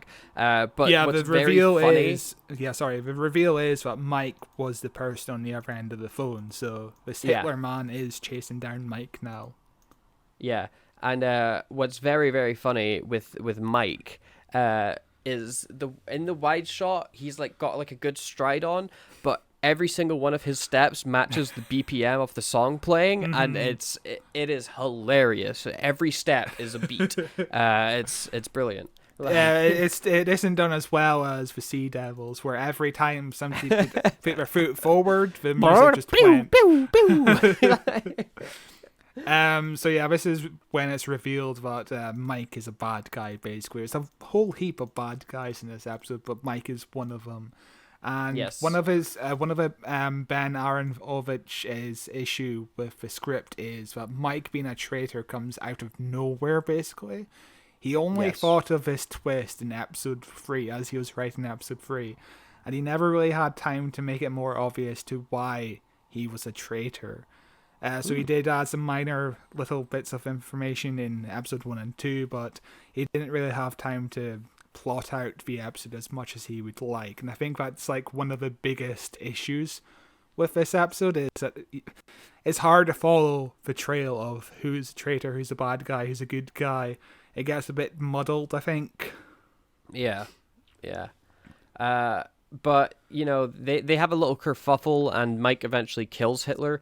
And he dies in this graveyard next to a little urn that says "in loving memory," because that is some dark humor. Ha ha ha. And also, this entire scene, the entire time the scene is played out, you can see like a modern 1988 red London bus in the background. You can see modern flats. I don't think the guy who directed this episode did a very good job of trying to hide some pieces of information in the background, because it is quite distracting to me. Yeah, I think it's probably more just a budget issue, because it costs money to close down streets, it costs money to stop bus routes, and they were just like, screw it, no one's going to notice. Like, let's just film here. But it does come in, because like it took me a minute when I was watching the first episode to realize they were in the 60s. Yes. Like, it took me a minute to be like, oh wait, okay, this is set in the past. It just felt like the 80s to me. It did not feel like it was set in the 1960s. Until they start talking about money. So obviously this scene does reveal that Ratcliffe and Mike are working together, and the book goes into more details about the relationship, that Ratcliffe was essentially a surrogate father to Mike, and there's a really good scene where Mike is like a young kid and he's playing around whatever, and Ratcliffe is eating German candy, and Mike is like, what is that writing on the chocolate? And Ratcliffe is like, oh yeah, this is just chocolate from Germany. And Mike is like, have you ever been to Germany? And Ratcliffe is like, yeah, I have friends in Germany. Friends in Germany during World War II. So yeah, as a child, Mike basically absorbs Ratcliffe's racism. Ratcliffe was also able to tell Mike about John F. Kennedy's assassination the day before it happened, and Ratcliffe promised Mike that the two of them will have great power when they get the hand of Omega. So fun little bits in the book, I think. Yeah, that's some cute little details for sure. The episode continues as the doctor as the coffin lowers itself into the ground, and the priest is like, well, it's all over, and the doctor's like, well, it's not even begun, which is a line I have heard too many times in media. I'm sick of it. Of it. It is a little cliche, but to be fair, in 1988, I presume it's not that I feel like cliche. I feel like it was cliche in 1988. Like probably, but not as cliche. You know, when you Yeah. didn't have as much access to media as now. We can just pull up Yeah. on our phone every time somebody Get has like ever a said that line. supercut. Yeah, supercut of it's only just begun. But he throws on a piece of dirt onto the coffin and just walks away, presumably for somebody else to bury it properly. As we see, what's his face? What did he say his name was? Mike. Mike. He was going to be watching played on, by Mark McGann, so you're not too far Yes. off there. Yes. Watching on, smiling. As we then cut to Ace back at this little house she's staying in, and she gets delivered some tea. The doctor comes in with Mike right behind him, and is he not suspicious that Mike was following him home? I'm sure he is. I'm sure he knows. The doctor always knows these kind of things, and he just plays along. Yeah. But they have a brief discussion, and the doctor reaches out and grabs Ace's baseball bat, but he zaps his hand on it. Ow. And this is important because it tells us that the doctor has modified the bat to have some future technology stuff on it, which is what he did when he dropped it into Omega's thing, which is important for a scene later on, because otherwise you would be asking a lot of questions about how anything's possible. And in this scene, the doctor... Sorry, one of my favorite things about this scene is that Ace mentions, "Oh yeah, doctor, you're fucking late. What are you doing?" And the doctor just makes a face at Ace, which I really like the relationship. It's really nice. Little facial expressions like that. And also the doctor starts reading the book Doctor in the House. Yes. Sylvester McCoy suggested the running gag that the doctor only reads books with Doctor in the title. I wonder, what book does he read at the beginning of a TV movie? I can't remember. Oh, the TV movie's like the time travel book, isn't it? Right, yeah. So that's the only time when the gag doesn't get played. Yeah, I think but also, I think he's reading the Time Machine or something. He borrowed it from Saul Goodman. Yeah, I really like Sylvester McCoy as the Doctor. It's always strange thinking that this incarnation of the Doctor dies by just a random shooting in New York. Like he just gets shot. Yeah, the first time he enters America ever, he gets shot, which says a lot about America. He's shot and then dies on the surgery table trying to save his life. Also, in this scene, you can see one of the pages of the script in Sylvester's pockets. He usually kept pages he hadn't shot in his left pocket and with pages he had shot in his right pocket. So that's a pretty interesting method, I think. It's a good way of keeping track of what's been done and what hasn't been done, I guess. But also you could just write how to see it. It's very distracting once you see it. Yeah, but it could also just be like another book that the Doctor's reading or notes that the Doctor has. Like, it could be anything. If you know it's the script, then you're like, hey, that's the script. But if you didn't know it was the script, it would just be like, oh, the Doctor's got something in his pockets, I guess. But we then cut. The Ace gets told that she can't leave the house. Yeah. She's been specifically ordered to stay, and everybody else has to go. And the Doctor's like, "Okay, I'll meet you outside." And the second that everybody goes outside, they just start honking the horn. Like they don't even give him a second to speak to Ace. It's just honk, honk, honk, honk. That's really distracting. The amount of time that they start honking the horn, they don't even have time to walk to the To van, get in the car. Really. Yeah. Like they've probably just been in the car 1 second by the time the Doctor comes out. Like Ben Aronovich sat down honking the horn. Ben Aronovich wasn't happy with the Doctor and Ace arguing in this scene, and a lot of people felt like their goodbye was a bit too harsh on each other. But there is an extended cut of a scene which makes it more interesting, because the Doctor kind of comes back into the room and Ace has him promise that he'll explain when he gets back what's going on, or she'll beat him up with a bat, which is a bit more funnier ending to the scene. Yeah, that is funnier. But we then cut to a guy just the mysterious villain of this episode. I don't know who he could be. Talking with his right-hand man about how they need to prepare for war, because the driving force going on in the background of this episode is that there's a split in the Daleks, and there is this uprising in the Dalek factions that are trying to disrupt the leadership over the Daleks, and there's like a civil war brewing essentially. And we also find out that the right-hand guy with this mysterious leader dude was arrested during the war because he was on the side of the Nazis. He was like, I love the Nazis. I thought we should have been fighting with them last time, which is just a really cool, gross character to have. Oh, yeah. Ratcliffe being a Nazi is interesting, Phil, because, you know, when I first watched this episode, I was like, oh, yeah, Nazis don't exist today. Oh, same when there's an episode of Seinfeld where I think it was George and Jerry run into a group of Nazis, and I'm like, this episode doesn't make... episode's amazing. And I watched it when I was like 8, and I was like, this episode doesn't make any sense to me because the Nazis aren't real anymore. There's no such thing anymore. Boy, I wish I was. What an ideal world! What an ideal world you used to live in. But the episode of Seinfeld's great, where they think that what's his name's like the leader of the Nazis by mistake, and he ends up going to the rally and being on the news and everything. Like, I need to go watch more Seinfeld. It's been too long. It takes like that first season is very slow to get through, but then it does become really good. Like the episode where they get stuck in the car park. Oh yeah, and they're just looking for the car. And like they speak to a lady, and it's like they walk away. They're like, you know, for the Scientologists get a bad rap, but she was quite nice. There's a lot of good bottle episodes of Seinfeld. The Chinese restaurant is another great one where we're just they're just waiting. Yeah, that's a good episode as well.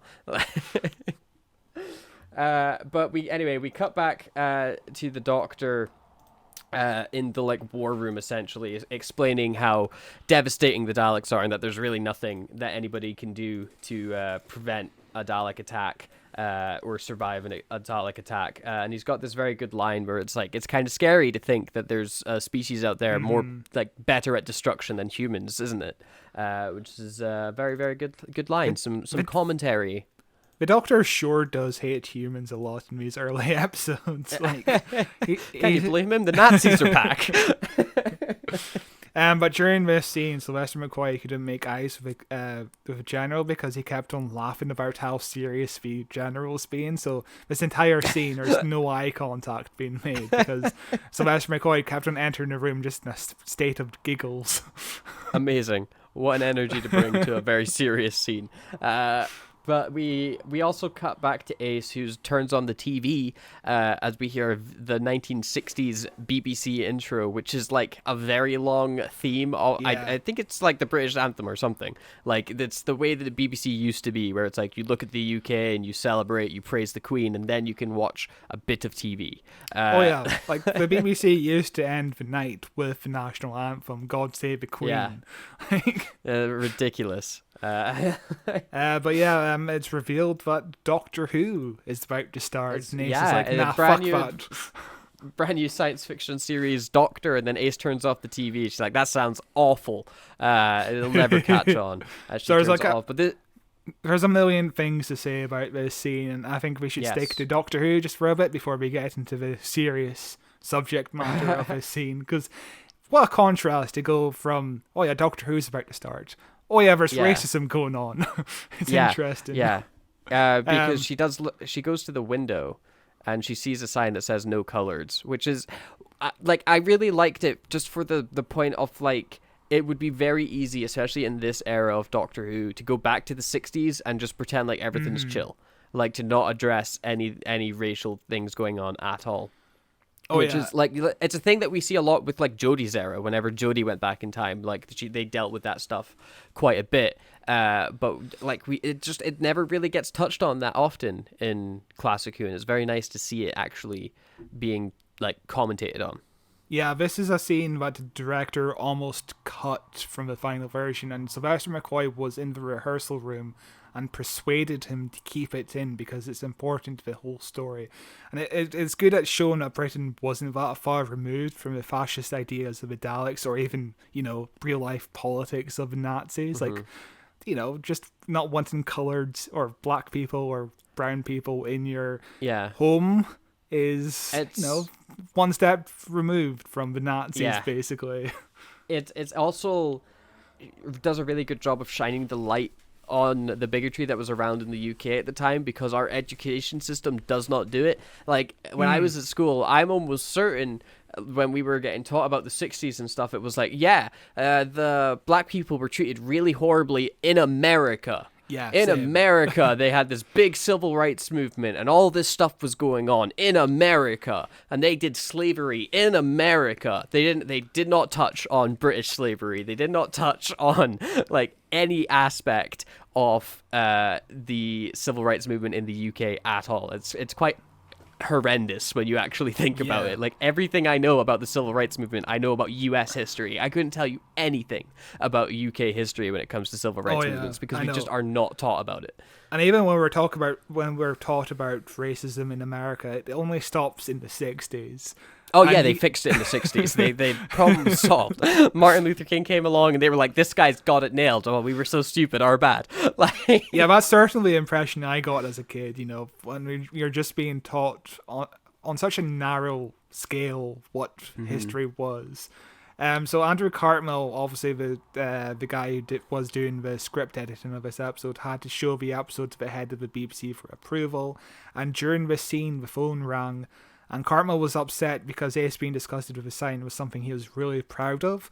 So he rewound the tape, and the head of the BBC pointed out it was a missed opportunity for her to not throw the sign in the bin. Ace should have thrown the sign away.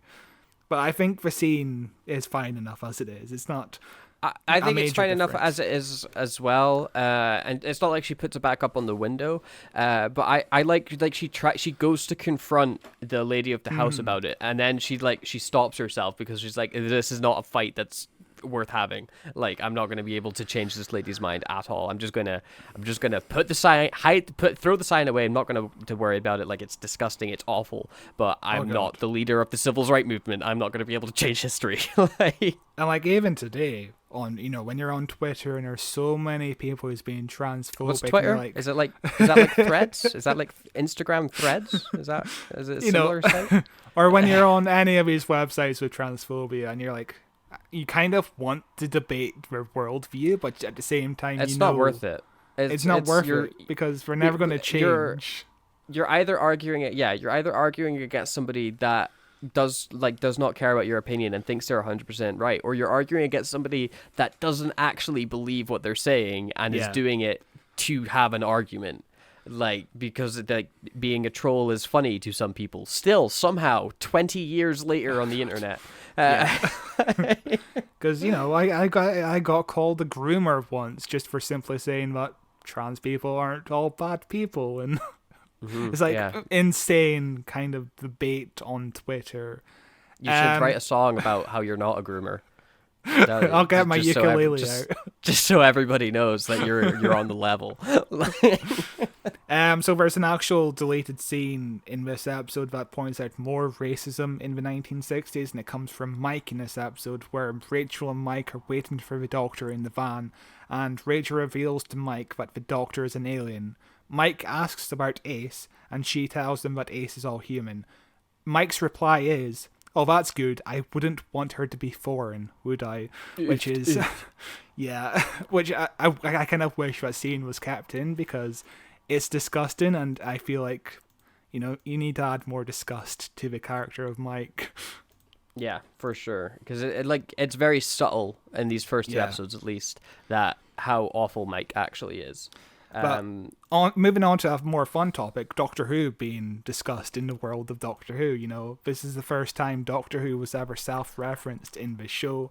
I like to believe it wasn't called Doctor Who. It was it's called like Doctor What or something in this universe. You know, it's like a Mirrorverse type show. But yeah, the BBC announcer is actually John Leeson, who was most famous at the time for being the voice of K9, and maybe he does more voices in this episode. You'll never tell. I'll tell you next week who he voices in this episode. It'll be a big surprise to you. Wow, who could it be? In the original script, it was suggested that the title of the show that's on BBC One could be called Professor X instead. You know, as a homage. Professor X. Professor X. That would be amazing. It's just the X-Men comes on. But then obviously they decided on Doctor Who itself. They should have chosen Professor Space-Time. Or Inspector Space.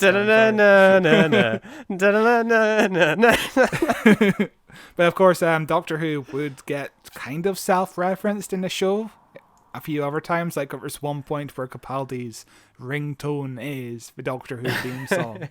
Or in the episode The Forest of the Night, you can see a season 8 poster on a bus at one point. And in the very first Tortured episode, you can see the Doctor Who experience in the background in Cardiff. yes, I remember we pointed that out when we covered that first episode of Torchwood. It feels like 25 years ago. And fans have been kind of going crazy about the fact that Doctor Who may exist inside of the Doctor Who universe. You know, I read a Doctor Who magazine article when I was doing research for this. It was basically like they were trying to figure out how the Doctor Who timeline worked. They were like, oh yeah, it was dark. There you go. You know, this is set in November and it was 5:15, so it should have been dark outside. Why isn't it dark? Is one theory, because obviously Doctor Who started on the 23rd of November, so why isn't it dark outside? So how could it be that Doctor Who is on? I conclude that Doctor Who does not exist in the Doctor Who universe because it's not dark outside. That kind of shit. Right. The French Revolution book that Ace held up in the previous episode wasn't the same French Revolution book that Susan picked up in the last episode. What's going on? And it's like, and Ben, the writer of the episode, was just like, I just meant it to be a fun reference. It doesn't fucking matter. It's just fun. Doctor Who has no canon. I'm just thinking of the scene from The Simpsons with Genius at Work. You know. But yeah, that's very silly. I like the idea of Doctor Who existing as a show in the Doctor Who universe, but being like a Mirrorverse thing where it's not quite Doctor Who, it's like a silly version of it, because the BBC exists in the Doctor Who universe, you know? Maybe so the Doctor Who, maybe the main actor on Doctor Who in the Doctor Who universe is Peter Cushing. Yeah, there you go. Because also the movies might exist in the Doctor Who universe. Maybe. I don't know. You could easily see, like, you know, the cracks in time kind of muddle it up, but when it's like, you know, the Earth gets invaded this many times and people have like a vague recollection of it, there could be, and like there's like these rumors and stories of this mysterious doctor, and it's kind of like this mythology around the UK. It would be so easy for somebody to be like, let's turn that folk tale into a TV show, into a you know, something that we can capitalize on and make a product out of. Like, that's something that I could very clearly see, like, existing in the Doctor Who universe. Technically, it did remember Human Nature. The events did kind of turn into a book. Yeah, they get turned inside at the of end. the universe. Yeah. So something like that. Strange. Like, yeah. But the episode continues as we cut back to the Doctor, where he tells everybody that they've got no way of defending themselves. And Ace, previously, she left the house. She's like, I'm going to step out, by the way, racist lady. And she goes back to the school, which is where we get our big final action set piece and probably the most iconic scene that Ace ever has. But before this, you know, the Doctor is sitting in the war room and he's like, oh yeah, there could be as many as 400 Daleks on board this mothership. So many. 400. What are we going to do? Like, I'm sure classic Doctor Who has a budget for 400 Daleks. Yeah, I'm sure we're going to see every single one of them. I presume you've seen those old clips of Doctor Who where there's heaps of Daleks in a room, but most of them are just cardboard cutouts. What do you mean they're cardboard cut? They're real evil Daleks. Those are real things. They're awful, horrible creatures. But when we cut to Ace going through the school, she gets like chased around by the Daleks and stuff, and she runs away. She like got music set up, and there's this like banging drum solo that a Dalek absolutely hates. And then she hits it with a baseball bat, and that's the famous scene of Ace. Yes. Like, if you want to summarize who Ace is as a character, this is the scene that gets shown, where Ace beats up a Dalek with a baseball bat, then she goes like skirting under a table, absolutely smashes her face off a chair, jumps back up again, jumps and smashes her way through a window. It looks like she's like an action star, which is like night and day when you compare it to Susan, who would be going, ah! Yeah, like Like, the fact that they just made Ace an action star, basically, is really fucking cool. I really like... This is why I like Ace so much. She has so much agency in terms of the story. Like, she's really fun to watch on screen as well. yeah, and Sophie Aldred considers this to be her biggest achievement as an actress, and thinks it's the best thing she's done in her life, apart from, you know, getting married and having kids. And we've seen her perform a lot of the scene, and when we went to see her in Comic-Con. Yeah. Because she does. Who do you think you're calling small? Which was really cool to see live. She loves the scene so much. Yeah, it was very fun. And yeah, Tip Tippin, the stunt coordinator, realized that Sophie liked jumping and sliding in her stunts, so he made sure to include her sliding under the desk and then jumping over it and dodging the attack. The only stunt she didn't do was the jump through the window. So basically, I think the stunt actress was apparently, according to Sophie Aldred, the stunt actress was a bit pissed off with her because she didn't need to do any of her. She didn't need to cover most of the stunts because Sophie was just so keen on doing most of her own stunts, which is cool. Yeah, that's fair. Obviously, after this is her first big stunt scene, so she's full of adrenaline, and Tippin basically sat her down and helped her settle down and get through it. So he sounds nice. He sounds really nice. Yeah, seems like a nice dude. But eventually Ace ends up getting completely surrounded by Daleks, who are all yelling exterminate, but none of them are firing. Like, they could kill Ace right now if they really wanted to. They've got so many lasers pointed at her, and they're getting closer and closer, but they could just go zap, and she would be dead. She's completely trapped. She loads up one of the rocket launchers as you hear exterminate, and then cut to credits. It's our cliffhanger. Is Ace gonna die? Yeah. We'll have to find out next week. What you don't see in this scene is one of the Daleks has a wristwatch around the plunger, and he kind of looks at the time and realizes it's been 25 minutes. So this would make a great cliffhanger. So he tells the other Daleks not to kill her.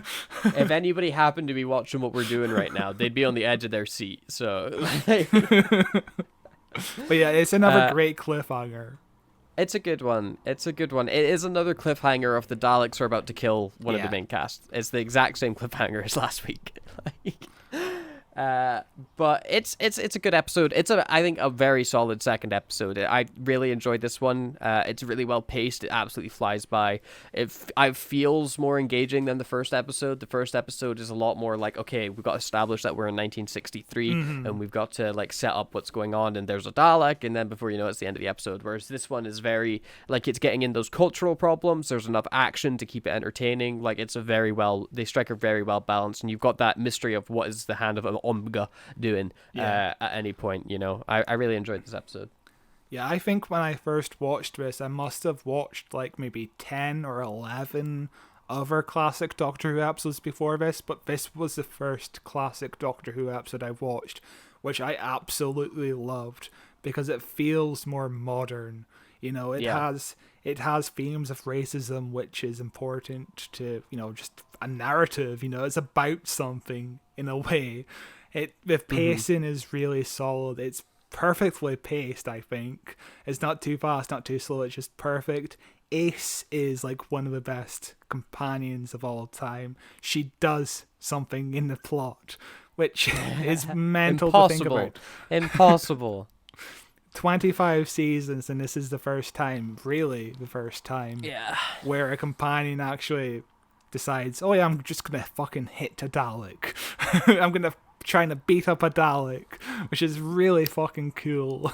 It's a really great episode. She was watching the Peter Cushing movies where she was like, wait, you can just punch Daleks and they'll die. Like, you can just hit them. Like, yeah, that line where she says, when she blows up the Dalek earlier on in the episode, and she's like, I just aimed for VIPs.